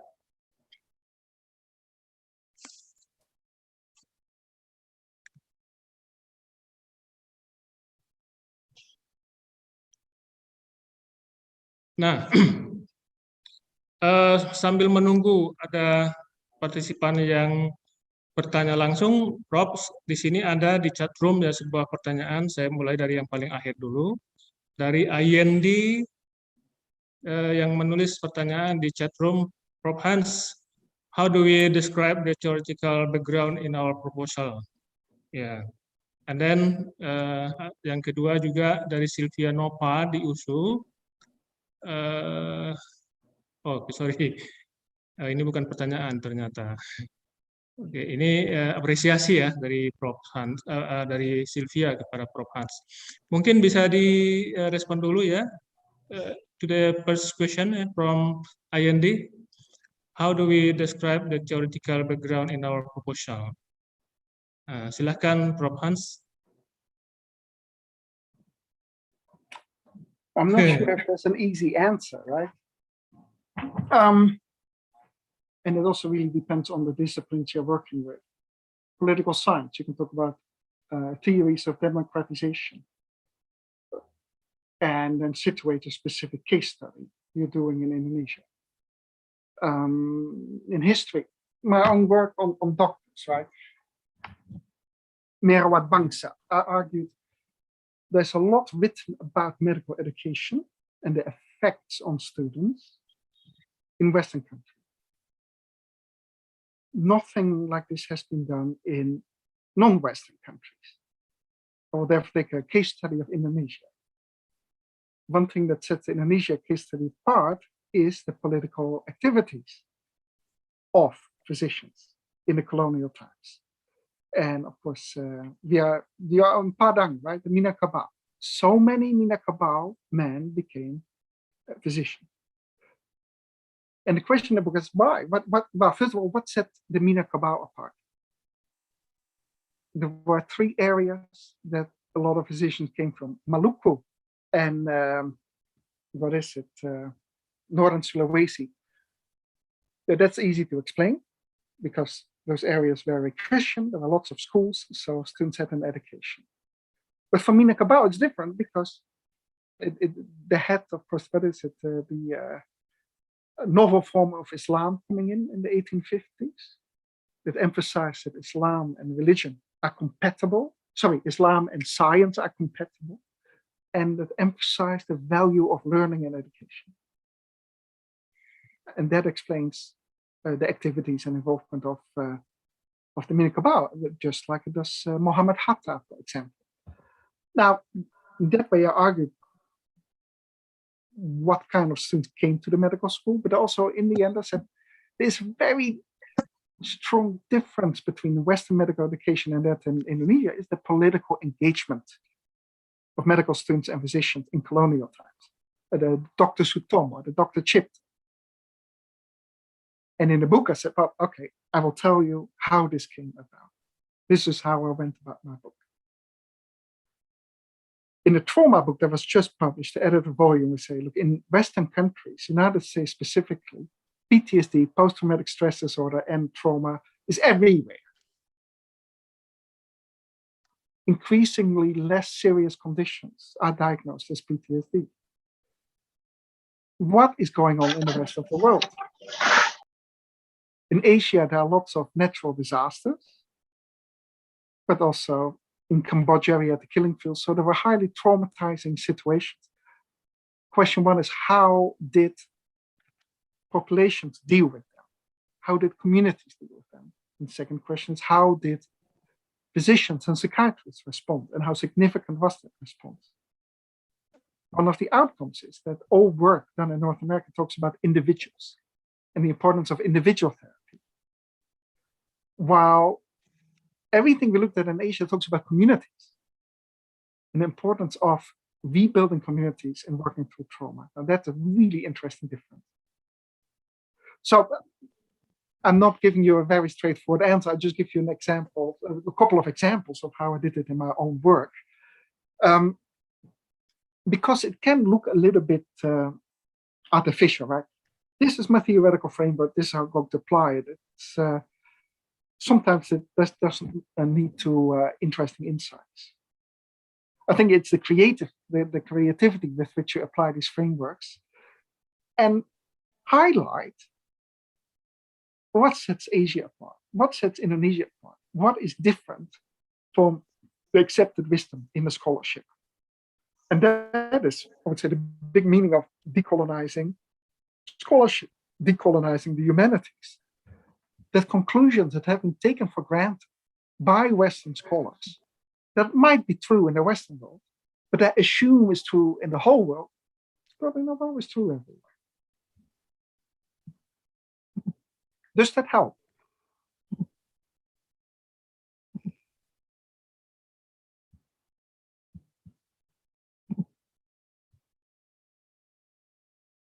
Ya, oke. Masih ada kira-kira yang ingin ditanyakan dari audiens? Silahkan disampaikan dalam bahasa Indonesia juga ya.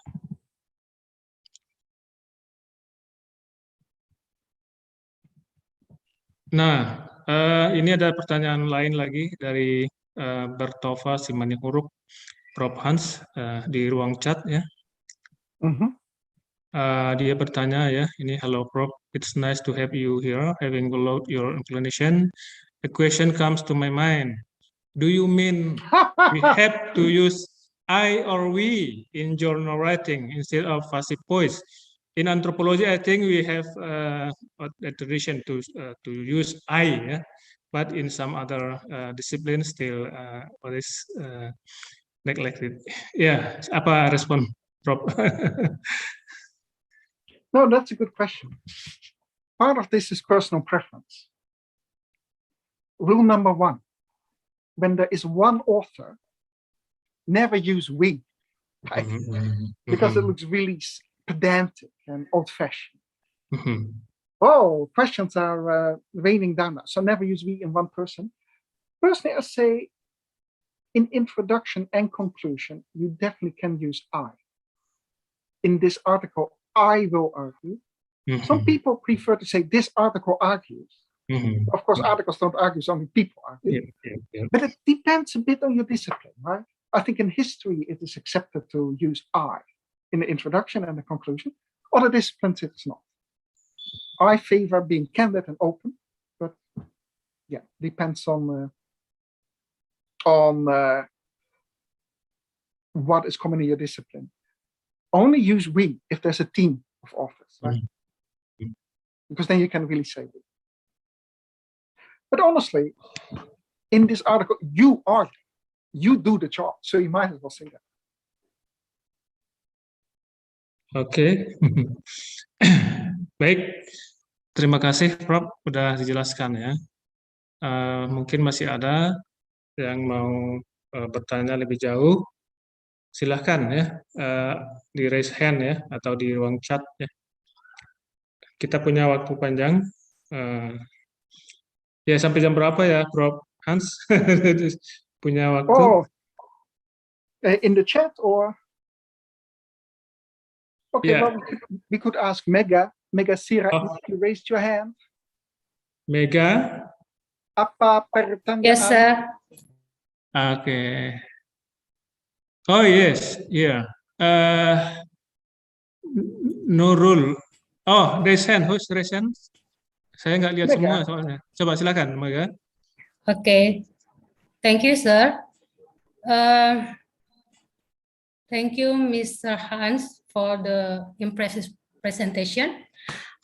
I want to ask you how to change the bad habit that easy to talk, but hard to hear and observe. I think this is the one of the factors that cause the bad quality of the research in Indonesia. How your opinion, sir? May I ask you your opinion? I think you have an opinion already. No, look, this is true of academic work everywhere, right? Listen, observe. It is almost like Sherlock Holmes, right? Observe, see what's going on. That's a spirit of inquiry. I'm not sure if Indonesians are worse or better at it than anyone else, but it's that questioning approach that makes things. And also, it's not just humanities, right? Novel writers, filmmakers, artists, some of them are really good at doing that and give a whole new perspective on it. Maybe even Instagram artists. So Megha, what do you think yourself? I'm curious to hear. I'm displaying my spirit of inquiry by asking you.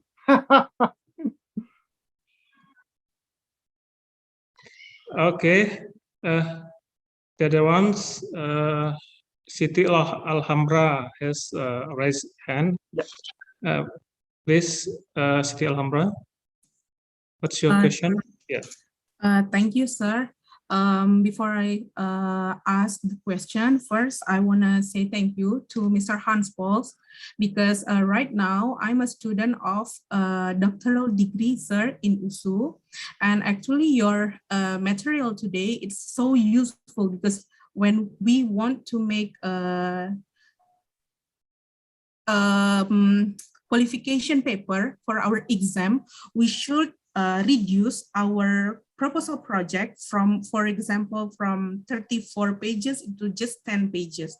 And also 2 days, yeah, and really that really makes me get headaches, sir. And also 2 days ago, I attended a seminar. The professor was studying in Harvard, sir, and similar as you told me, as you told us, that in Harvard, the dissertation of the student, there are a dissertation only 30 pages. So I was thinking, how could they make it so short? So when I heard about everything that you told to us, my question is like this, sir. First, we must simplify the words. No need to present the detail, and then just make it as a general statement, right? But I think Indonesia needs a huge alteration, sir, because like you told us before, there are a pyramids of thinking. And if, for example, I want to make a straightforward, straight to the point, the lecturer often asks us, you must present the data first. What is the linkage between your material and the environment? For example, if I want to talk about the entrepreneur, I must show the data first that entrepreneurs have big impact in Indonesia, and then the impact is around 60% based on government, blah blah blah, like that. And how about, I want to ask you, sir, if we want to straightforward to the point, so how in University of Sydney, is it straight to the point or still like us, sir, like give a background before to the point? Thank you, sir. Thank you so much for the material. Well, Thank if you, you're a speaker, double check with your professor, right? There was a question about the 3-minute thesis presentation. Students hate it. It's very hard. Because when a student starts talking, as Tiga student, right? Say, okay, in this paper, I want to argue about the influence of entrepreneurs. Now, you need to keep in mind, of course, that with the COVID epidemic, things have really changed. But then there was also this other campaign that really helped younger entrepreneurs. But then there's still a competition with multinationals. Okay. It is, how do you call this in English? The person is drowning, right? It's disappearing underwater. If a person is saying, look, central element to get young entrepreneurs started in Indonesia is, well, I don't know. I think it's probably the capital of the parents that is invested, right? Okay, but think of something. Then you capture your audience. Now, dissertations of 30 pages in the humanities is a bit hard, I think, but hey, in mathematics, it's very common. And in the sciences as well, because it's the tables and the graphs that are central. So you need to do what the 3-minute thesis presentation is really good about is to get your argument clear. What exactly do you want? And then, of course, in your dissertation, you have some more time and space to expand. But if you can frame all the data you have collected as a way of answering the central question, then your dissertation has coherence. And that makes a dissertation interesting, informative. doing empirical research in the social sciences, be it on entrepreneurs or whatever, your data, you have a lot of data that can be interpreted in many different ways. And there are many ways that would make readers completely bored. So it is key to ask the right question to the data that will lead to interesting answers. It's a challenge. So Okay. quickly, where should we go? Yes. Okay. The next question from Hanafi is raised hand. Please, Hanafi. Hello. Good morning, Mr. Professor Hans. This is a really interesting meeting, actually. I just have something in mind that all that have explained related to the weaknesses of Indonesian author in writing an article in Indonesia. Could it be probably because of also, be related to the academic education? I mean, the atmosphere of writing or doing research, starting from the undergraduate level, master degree until doctoral degree, that are a bit different from the way it is actually conducted in Western. I mean, in our country, we always argue, some of us actually argue that because dictee, the journal doctoral, the dictee, right? So because dictee only prescribe that the undergraduate research only need to provide a descriptive analysis, and not only a descriptive analysis for a research article, while on the other hand, contrary, that we are still asked for a publication of our students, undergraduate students' research. I don't see.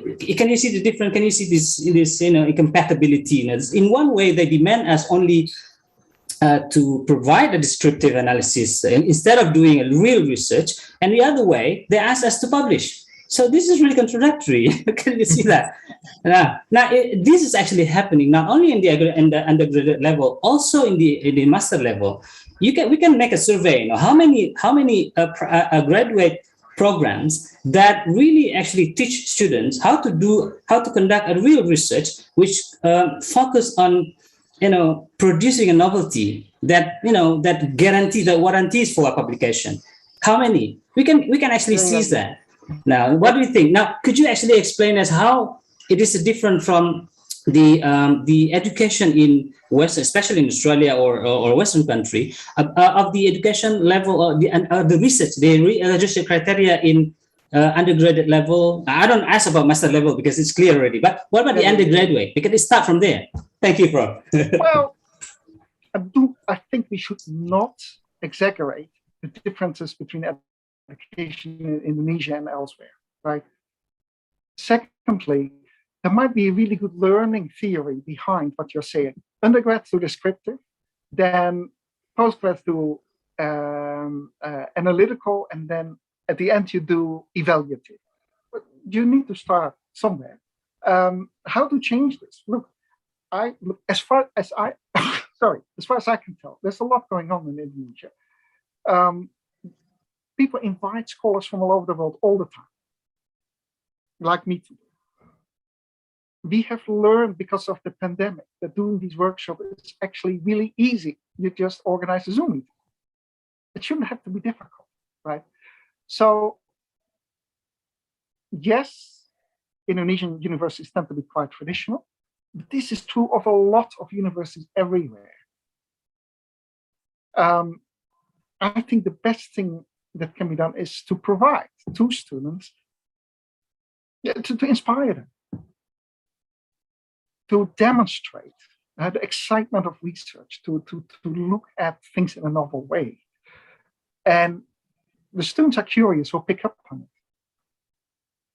When I was an undergrad student, I was like, oh, my professors are so old-fashioned, they will never learn anything. Well, I think a little bit different right now that I am the old generation, but nonetheless, students tend to be very curious. They like to do things. Like I read when I was an undergrad, I read Michel Foucault, and we were absolutely convinced that professors hated it. Turned out not to be the case. But that feeling, I'm being naughty, I'm reading Foucault, going against tradition was just wonderful. And students are like that. So, and that is why students can be terrific. So yeah, I would say inspire them. And to get the whole system changed, I wish a lot of success. It's a lot of work anywhere. But for the time being, you've got to work within the system that's there. So, in a way, are you saying that you are also encouraged? I mean, students are also encouraged to publish in undergraduate levels. I think that's great. Yeah. Then they get, well, at my university, in my group, we have a journal for undergrads that just published for undergraduate students. So it is not like Science or Nature or the International Journal of Sociology, but to get that experience, you write something up, you submit it, you get a review, you improve it. Start them young, like this kid there, right? No, that's a great experience. Can you expect mature scholarship? No, not yet, but you got to start somewhere. The biggest challenge for an S.T.G.A. student is to know the international literature, but it is kind of hard to ask undergrads to do that, right? But you can ask them to collect some new information or to do some research, reflecting on the readings they've had in the course. Go into the village, interview some people about nutrition or about attending school or their feelings about Independence Day, or shouldn't be that difficult. And with that way, they get a kind of a sense of, okay, this is what it's about. I think anything that motivates students to be active and take initiative is great. Right. So it's supposed to be just a starting point, right? I mean, just descriptive is just a starting point. You get to go over it, and we actually need to encourage students to go over it, even if they can publish in Scopus, index journal. Why not? Does it? Scopus will come later. Yeah. All right. Thanks, Professor. Okay. Okay. Thank you. And the next, Charles. Charles Ginting from USU. Yeah, raise hand. Yep. Good morning, Professor. Good afternoon. I am Charles Ginting. I am doing my master's degree now in Communication Department in North Sumatra. My questions. The professor always suggests us before writing such an article that we have to connect between the phenomena and also the theory that already given by the writer or by the researcher. So my questions here, where should we start? Do we start from the theory that already available, have been done by the expertise, and then we go to the social phenomena, or we start from the social phenomena and then go to the theory? And the second part, the second question is, because so many theories are coming from the European country, and the expertise are most of the European people, and how do I what should I do in order to what we call to correlate with their theory and the fact that in my country, because when we talk about social phenomena, it could be there are many effects of the culture, language, tradition, and so on. Yeah. So I mean here, how can I suit the theory that given by the people who are living in different countries? Okay, this is my question. Thank you, Prof. Yeah. These are the really important questions, right? A uninteresting way would be to read a theory from North America, Europe, and then collect some data in Indonesia, and yeah, it applies here too. People in the West don't care, and who, right? But to think about Western theories, and specifically in sociology, the sociology is all about what are the origins of modern society. And Europe's modern and Indonesia's not. Now, those theories are completely from a Western perspective. And what Indonesian scholars can do is to decolonize those theories, to say, well, this is quite interesting. But if we look at specific phenomena in Indonesia, it doesn't work, or it works differently, or there are extra factors we need to take into account. So this means not to apply a theory, but to engage in a dialogue with the theory. And therefore, you don't never start with the data, or you never start with the theory. Of course, everything is completely messed up in your head, right? So the point is to organize your thinking, to get the dialogue going between data and between theory, and to think about, it's like a marriage of convenience, right? Or a marriage of completely incompatible patterns. And both have to change. Both have to be adjusted. The theory and maybe sometimes the observations, or the way how you do your observation. But to get a dialogue started. Right, all European and North American theories, then they talk about sociology, the role of religion. It's always Christianity, but no surprise, because in Europe and North America, it used to be the dominant form of religion. Well, I have no idea, but I suspect, for example, the way the Catholic Church organizes communities must be very different from the way Islam does. I haven't looked at that. I don't have an immediate answer, but that is how sociological theory is quite different. Communications, now, quite interesting with the global world. Everybody uses smartphones, right? Oh, no. Yeah, smartphone. Indonesian people love the smartphones much more than anyone. Yes. How,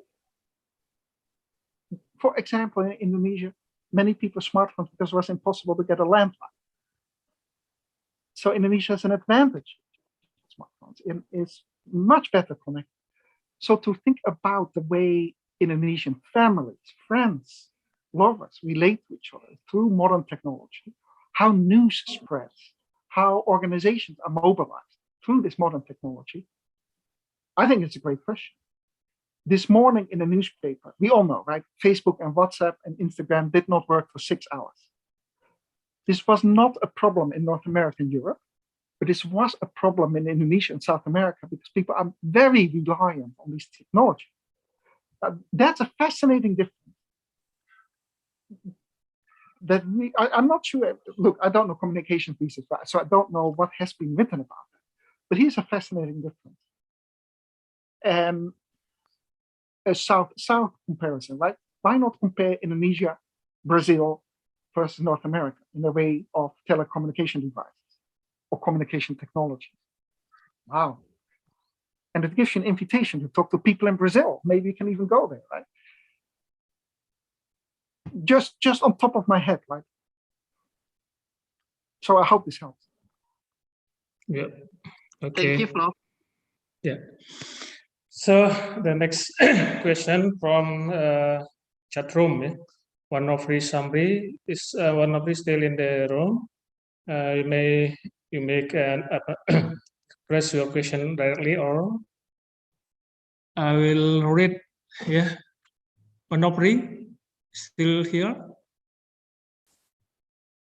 Okay, if not here, I think this question is very important also to us. Yeah, Onopri asks Prof. Hans. Yeah, how to know the mainstream debate of broader academic of our topic? Must we follow the Scopus Journal in every edition? so many articles that we should read. Well, this is what S-TIGA study should really help with, right? To identify who are the main people in the debate. When I studied philosophy, they said it is Habermas from Germany versus Foucault in France. Of course, that's all different right now. But attending conferences is always very helpful. Now, the problem is, of course, that in the past that required to travel. And traveling is expensive and difficult.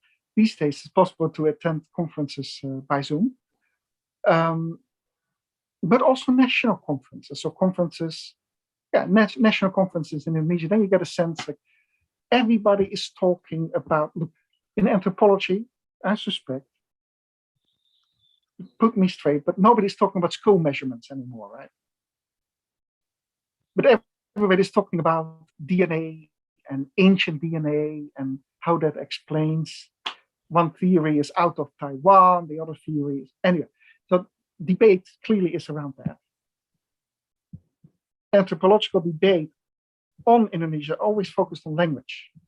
It's because there's so many different languages, right? Fascinating stuff. I would always ask, well, how can we bring conversations about language and the data coming from DNA in conversation with each other? If they point in the same direction, well, it's interesting. If they don't, well, then there is an issue. There's been some really interesting stuff going on, right? From the Ekman Institute about genetic work on the people of Indonesia, because, hey, Indonesia is extremely diverse, lots of genetic material. Sorry, remind me of your question. What was the question? I started babbling, but I forgot the question I was answering.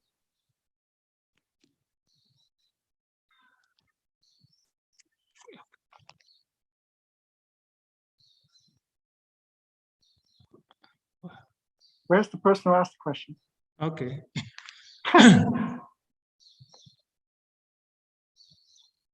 Oh, the question was, how do we get a sense of what is going on in Scopus listed journals? Yeah, that's difficult. Conferences are short. What are the debates within your specific faculty? That's a way of getting at this. But also read. What do you think is interesting? What appeals to you? And that's probably to do with your own research questions, right? Because they resonate.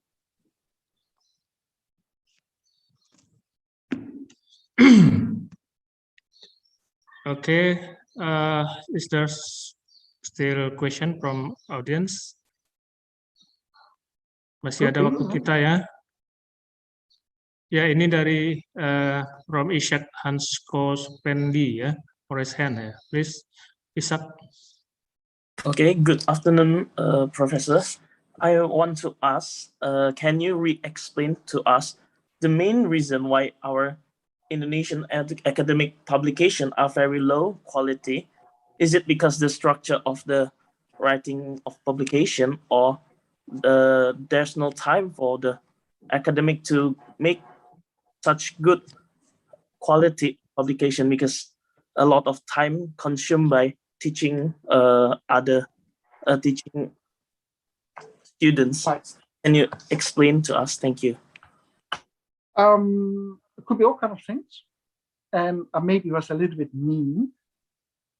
But I think the most important point is what I cited of this editor of the Dutch journal, the Bijdragen, that many articles stay descriptive and are not embedded in the international literature. And yes, of course, English is hard for people in Indonesia. It's not a language. Opportunities for research are less. Of course, true. But thinking about moving beyond the descriptive and embedding the work in wider literature is always helpful.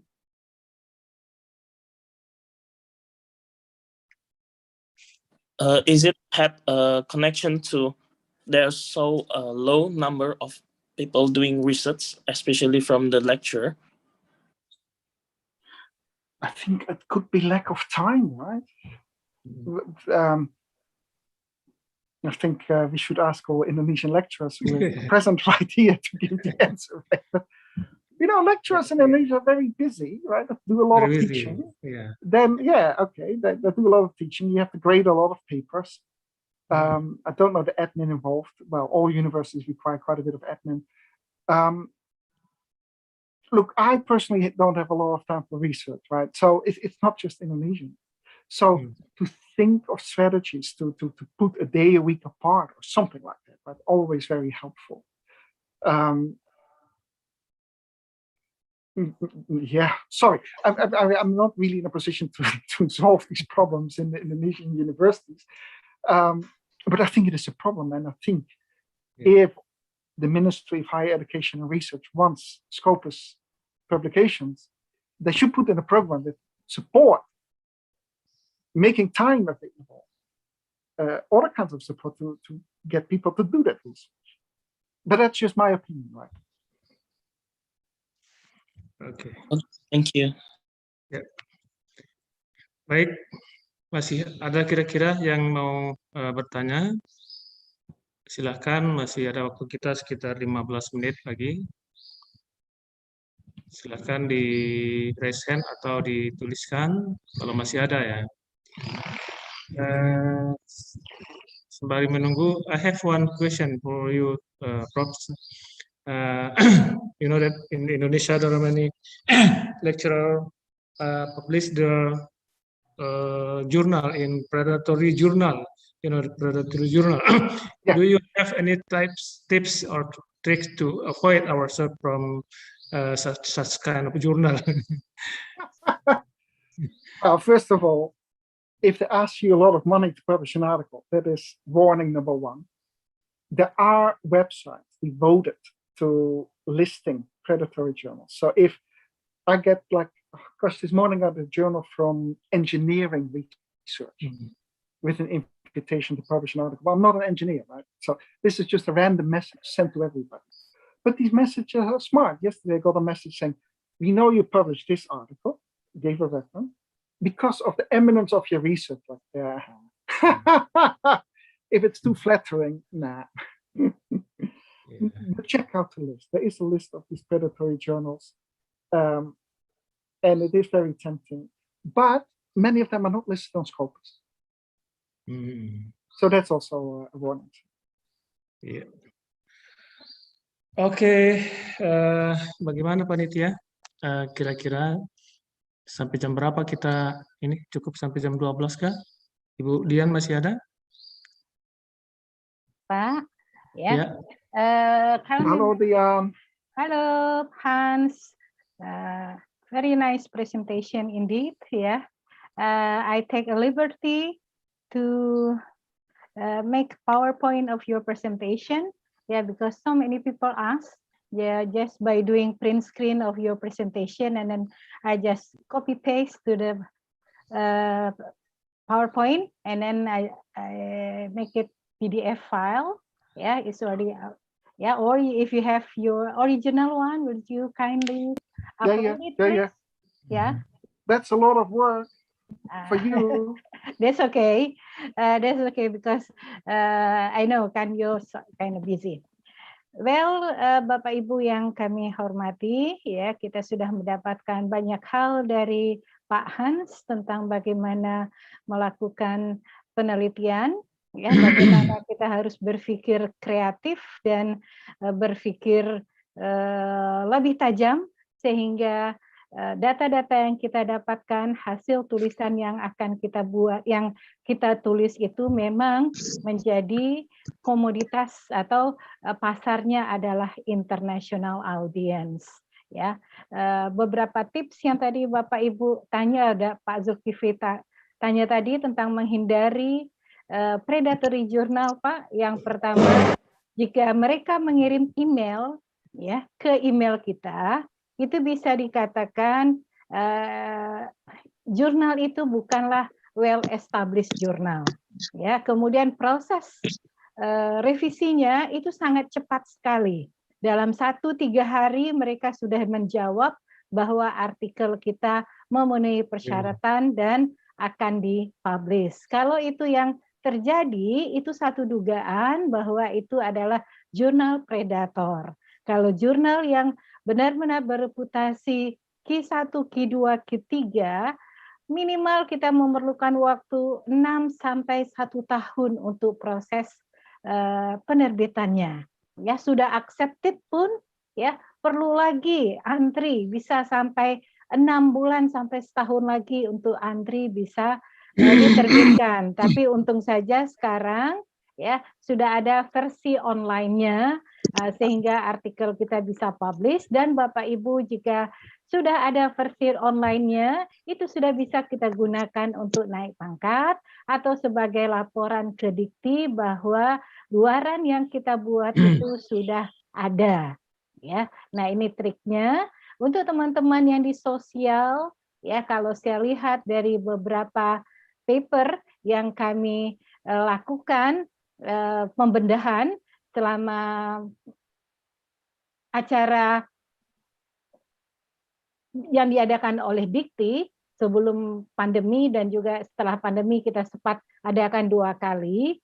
teman-teman dari sosial itu yang seperti yang Pak Hans duga tadi memang terjadi, ya. Ditulisnya paper itu yang sempat kami evaluasi, introduction-nya itu terlalu panjang introduction-nya, ya. Bisa-bisa sampai 5 halaman ditulis introduction-nya. Itu ya Pak Hans ya, 5 halaman introduction is too much. Ya, yang bagus itu 3 sampai 5 paragraf saja di introduction. Sebahagian besar teman-teman yang di sosial itu menuliskan juga literatur review-nya di situ. No need. Ya, yang kita target pembaca kita itu adalah well-known scientists. Ya, mereka sudah paham seluruh teori ilmu kita. Wah, Ibu, itu kan kita tulis di dalam disertasi. Memang di disertasi, dosen pembimbing meminta Anda menulis seluruh literatur review itu untuk membekali Anda sebagai mahasiswa S3. Tetapi untuk jurnal internasional, audiens kita sudah well informed di bidang itu. Jangan menambah garam ke air laut. Air laut itu sudah asin.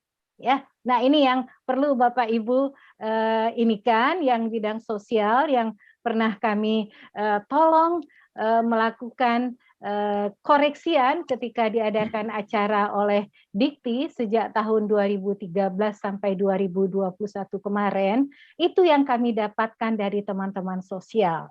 Kemudian yang ditulis oleh Pak Hans itu, research question-nya itu tidak tajam. Sangat tidak ada research question-nya. Ya, saya juga mereview juga dari mahasiswa S3, research question-nya tidak ada. Ya, yang hanya ada ini belum ada dilakukan penelitiannya. Itu bukan research question. Apanya yang penting yang ingin kita cari solusinya, itu yang sebenarnya research question. Ya, ataupun new things-nya itu, ya kata Pak Hans tadi harus ada new thing, novelty-nya. Itu juga tidak ketemu. Yang ada penelitian ini belum dilakukan di daerah ini. Di daerah lain sudah banyak. Jadi ngapain kita melakukan penelitian itu lagi? Ya enggak? Ya, data yang lain itu sudah publish. Nah ini. Kemudian Pak Hans sebut tadi kita tidak meletakkan konteks research question kita, research paper kita di yang sudah orang publish itu. Nah, ini yang banyak kelemahan Pak Hans. Ya, kenapa? Teman-teman kurang rajin membaca. Ya, publish artikel. Itu kurang rajin. Ya, mohon dirajinkan lagi, dilihat orang sudah meneliti di mana saja tentang ini. Nah, dari sana kita letakkan konteks dari ini. Dan jangan pula Pak Hans, ya pernah saya baca, orang lain sudah meneliti ini, nah itu sampai 3 paragraf pula, di-explain ya tentang penelitian orang itu, ya copy paste lagi. Nah, Anda akan tertangkap similarity, ya belum di-publish ya karena Anda ingin mengutip apa kata orang itu, Anda copy pastekan saja dari artikel mereka 3 paragraf.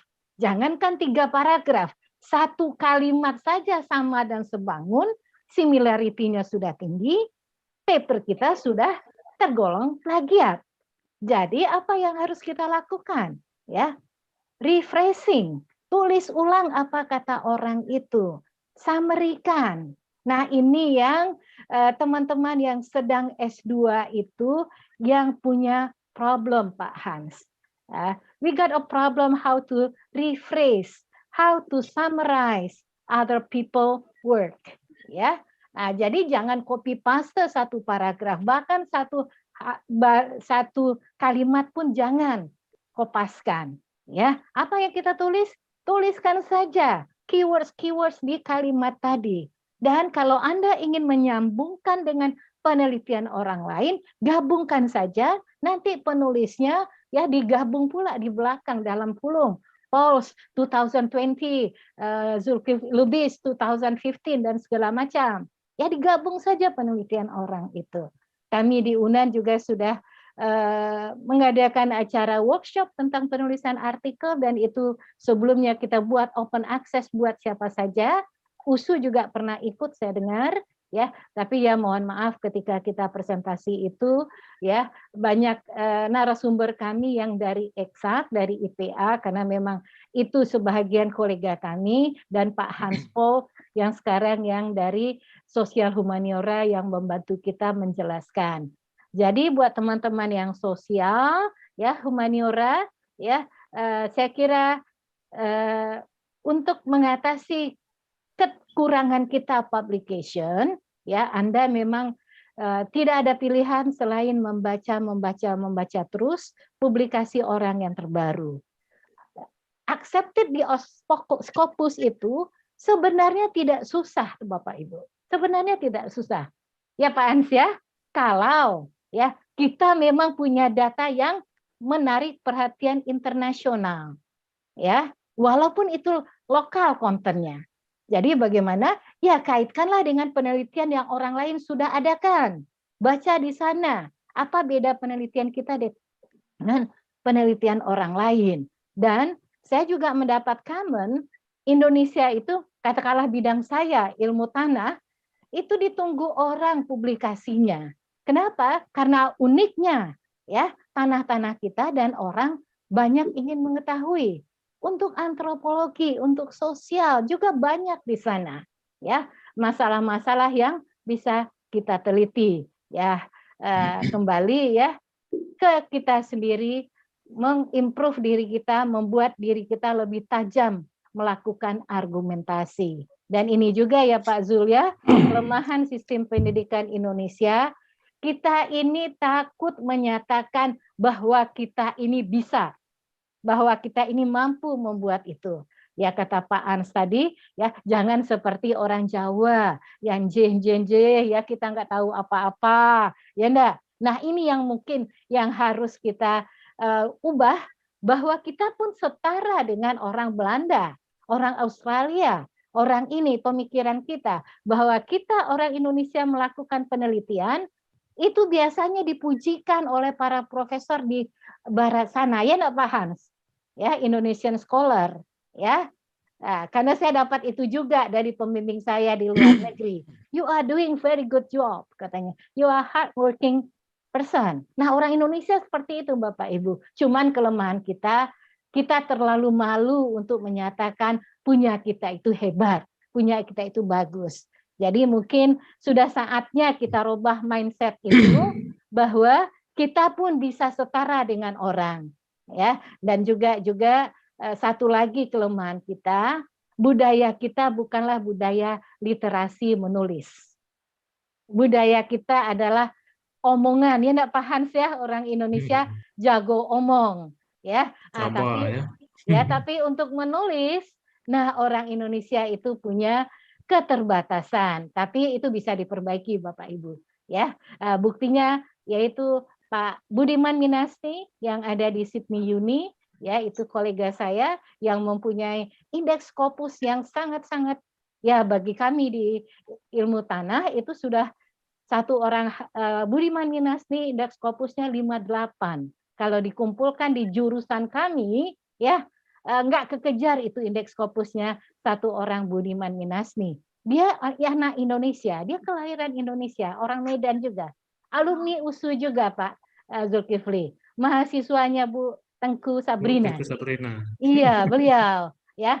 Tapi once dia kuliah di S2 di Sydney, S3 di Sydney, kemudian di sana meroketlah dia jadi ilmiawan ilmu tanah dunia. Jadi kalau Pak Budiman Minasti bisa, ya kenapa kita tidak bisa juga ya Pak Zul? Ya. Oke Bapak Ibu, demikian kita hari ini mengadakan webinar Join USU dan Unand tentang peningkatan publikasi kita di bidang sosial humaniora yang disampaikan oleh Pak Hans Paul. We are very grateful ya for your presentation, for your time ya to give us some insight about how to make a publication. Ya, in the beginning, I bit afraid yeah, about your comments in our history, yeah. But at the end, maybe you said like that, yeah, to make us lebih berani menyatakan hal-hal yang sebelumnya tidak bisa kita imikan. Ibu Yeni Narli sudah hadir dari tadi, Pak Hans, ya. Halo Bu Yeni. Halo Bu, ya Bu, dari tadi saya ngikutin. Thank you very much Pak Hans, it's really helpful for us, especially for historian also, to make a good writing for this for our paper. We need your help also, Pak. Iya. Next workshop, Ibu Dia. Apa Pak? And ask Budi Minasmi. He publishes so much more than I do, right? Oh yeah, Ibu Dia, I know that. I know that. I will. And do not be too impressed by Bule. Yeah, Pak Hans, I'm joined with this with the next workshop. Yeah, that's really important for us also, and that's my my area, my research area about the 1965, and this I must to join with this. I think the people and our from the social, I think this really need to join with this conference. Pak Han, do you share the link for the conference, or we have to mendaftar dulu atau bagaimana Pak Han? Pak Han? Link apa? Conference-nya Ibu Dia. Conference tentang itu buku. Buku saya? Ya. Oh, okay. This is about 1960, I think, with Vanessa also, is it? Yeah. Yeah. 7 times. We chat. I think we need from our, because we are from the social science and historian also, I think important for us if you share in here. Yes, so I put the link in the chat and you have to register, but it will be really interesting. Okay, and thank you very much, Pak. Nani Nur Rahman will give a comment. She's just a wonderful person, and Prof. Irwanto juga. Okay, thank you Pak Hans, and sekali lagi thank you very much for your presentation, really help. Terima kasih. Oke, Bapak Ibu, apakah Pak Uyung Gatot masih bisa hadir ataukah saya langsung menutupnya? Atau Pak Maki, Sekretaris LPPM Unan? Silakan Bu, mungkin ada statement dari Bu Sabrina mungkin. Bu Tengku Sabrina masih ada di chat di Zoom meeting? Karena beliau katanya tadi dia ada rapat 2 buah juga, Pak Uyung. Mungkin ada yang mewakili, Bu? Apakah ada teman-teman dari USU yang bisa mewakili? Dari pasca sarjana kita ingin. Tadi ada Ibu Hamidah, saya lihat. Ibu Hamidah masih ada, coba. Boleh saya. Ibu Tengku Sabrina. Ya Ibu. Ayo Ibu Tengku. Ya, saya hanya mau mengucapkan ada I deliver gratitude from the Chancellor of University Sumatera Utara for you, Prof. Hans. We really hope that Sydney University and University Andalas will collaborate in conducting research and publications. So we hope we become world in the world university recognized as a university in world university ranking. That's our position. Dreams. Mantap. Ibu Dian. Iya, Bu Yeni. Bu Dian, ini boleh saya usul, Bu? Ya, silakan. Ibu, mungkin kita mungkin akan baik kalau misalnya workshopnya lebih sedikit atau kita bagi per chapter, bagi room itu, dan betul-betul hasilnya nanti Scopus mungkin untuk next. Oke, bisa. Jadi semua bisa terarah, beberapa orang terarah gitu. Karena apa ya, kita tahu semua kekurangan kita masing-masing ya, apalagi untuk Scopus nggak gampang gitu. Mungkin 5 dari USU atau 5 dari kita, terus kemudian ada 1 yang mentutoriali gitu. Jadi bisa langsung dengan papernya langsung juga Bu, tapi misalnya kalau Pak Hans bisa, atau teman saya yang Eni juga bisa bantu, mungkin ada Jema, ada beberapa teman yang di luar mungkin juga bisa bantu untuk bikin 5-5, mungkin kan ada bisa bikin break room itu Bu. Ya, terima kasih Bu Yeni. Usulannya dengan kita juga inginkan seperti itu Bu Yeni, tapi kan saya link untuk semua bidang ilmu kan juga terbatas. Saya bantu Bu untuk link bidang jadi ilmu saya. Bu Yeni ya Pak Uyung ya, ini sudah usulan lagi untuk Bu Yeni bisa mengkoordinir sebuah webinar kita ya, memang khusus membedah tentang ilmu sosial, yang kita minta ke Pak Hans Paul itu tentang big picture-nya dulu. Ya, gambaran besar dulu tentang publikasinya. Nah, kalau kita break nanti untuk bidang-bidang yang khusus sejarah, ya kita welcome saja ya Pak Uyung ya untuk mengadakannya, karena kita sudah pernah mengadakan untuk ilmu tanah. Ya, kalau secara umum tentang penulisan ilmiah itu sudah kita buat sesinya sejak bulan Juli yang lalu Bu Yeni. Itu sudah kita bedah mulai dari judul sampai paraphrasing, penggunaan bahasa Inggris, sampai 3 sesi kita adakan ya. Tapi kalau khusus untuk sejarah ya atau FIB, kita bisa Ibu Yani usulkan ke kami atau langsung ke Pak Uyung ya, bisa kita buat ya, atau kita join dengan USU juga, nanti siapa narasumbernya yang benar-benar bisa langsung mendampingi teman-teman ya dalam penulisannya. Cuman saja ya Pak Uyung ya, kita minta untuk mengirimkan naskahnya setelah kita adakan webinar sejak tanggal bulan Juli itu sampai sekarang belum banyak juga yang masuk naskahnya. Itu cuman kelemahan dari kita. Ketika ikut seminar atau webinar semuanya ingin banyak ikut ya. Nah, ketika time diminta mengirimkan naskah Pak Hans ya, nah itu yang datangnya itu bukan ramai-ramai kayak sekarang ya, 1-2 saja. Jadi bagaimana kita akan melakukan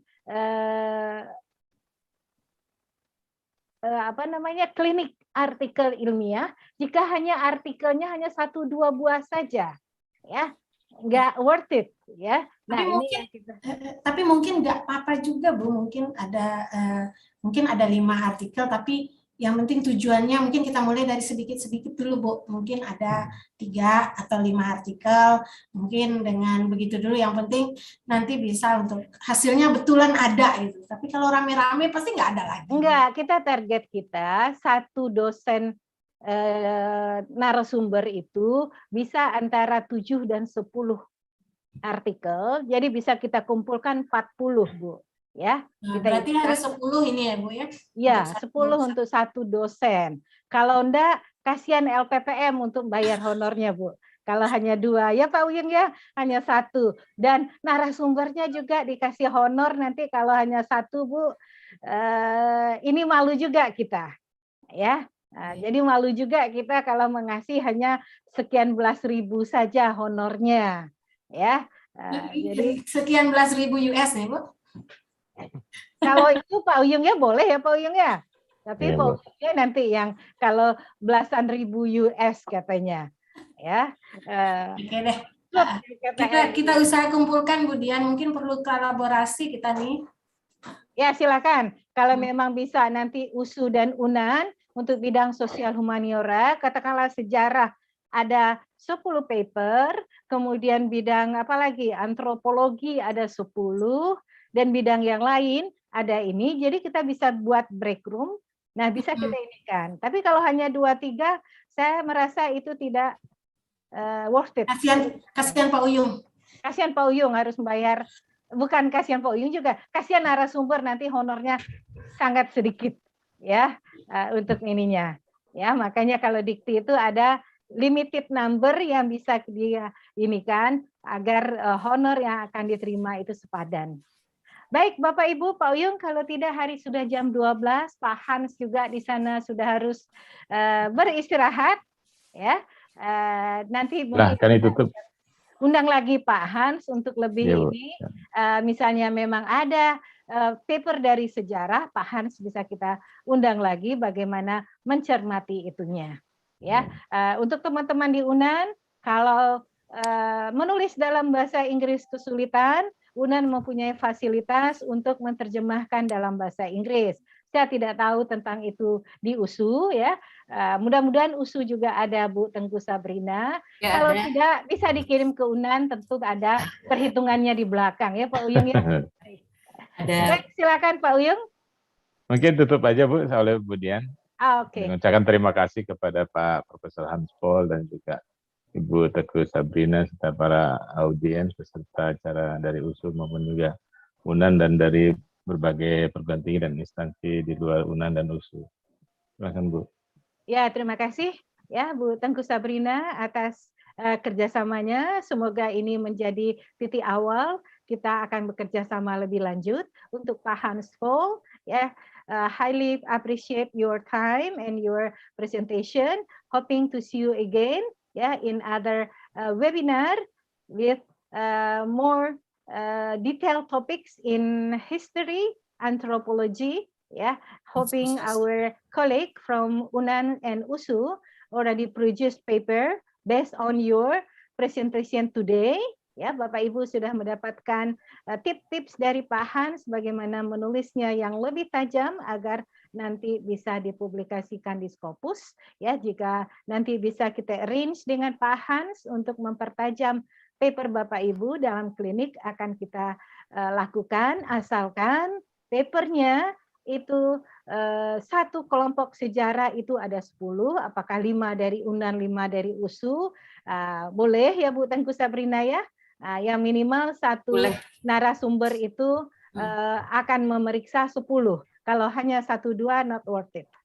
Ya, baik Bapak Ibu kita tunggu, nanti yang dari USU silahkan kontak Ibu Tengku Sabrina, yang dari UNAN bisa langsung ke LPPM UNAN, ya, untuk mengusulkannya. Jadi mungkin untuk yang UNAN Pak Uyung, Pak Profesor Dr. Rahmat Sani akan bersedia memberikan pemahaman tentang statistik in publication setelah mid semester Pak Uyung. Beliau bersedia untuk 3-4 kali sesi tentang statistik. Ya, bagaimana memaknai hasil statistik kita, beliau bersedia tapi setelah mid semester. Nanti kalau sudah ada ini, jika USU ingin teman-teman di USU bisa datang, kami selalu open karena link Zoom kita bisa sampai 1.000 orang. Jadi biasanya kita adakan itu bisa terbuka untuk seluruh Indonesia. Baik Bapak Ibu, terima kasih banyak. Terima kasih kepada Panitia USU, terima kasih kepada Pak Zulkifli Lubis yang sudah menjadi moderator kita pada hari ini. Semoga apa yang kita kerjakan hari ini menambah ya keyakinan kita bahwa kita semua bisa menulis, kita semua bisa publish. Yang kurang itu mungkin keinginan dan tekad kita yang masih perlu kita push agar lebih kuat. Wabillahi taufiq wal hidayah. Assalamualaikum warahmatullahi wabarakatuh. Thanks a lot. Ya. Bye. Ya. Terima kasih Bapak Ibu atas materinya. Terima kasih Bapak Ibu. Thank you Mr. Hans. Terima kasih Prof. Hans. Thank you. Thank you, Semuanya. Thank you Mr. Hans. Prof. Zul, Dian.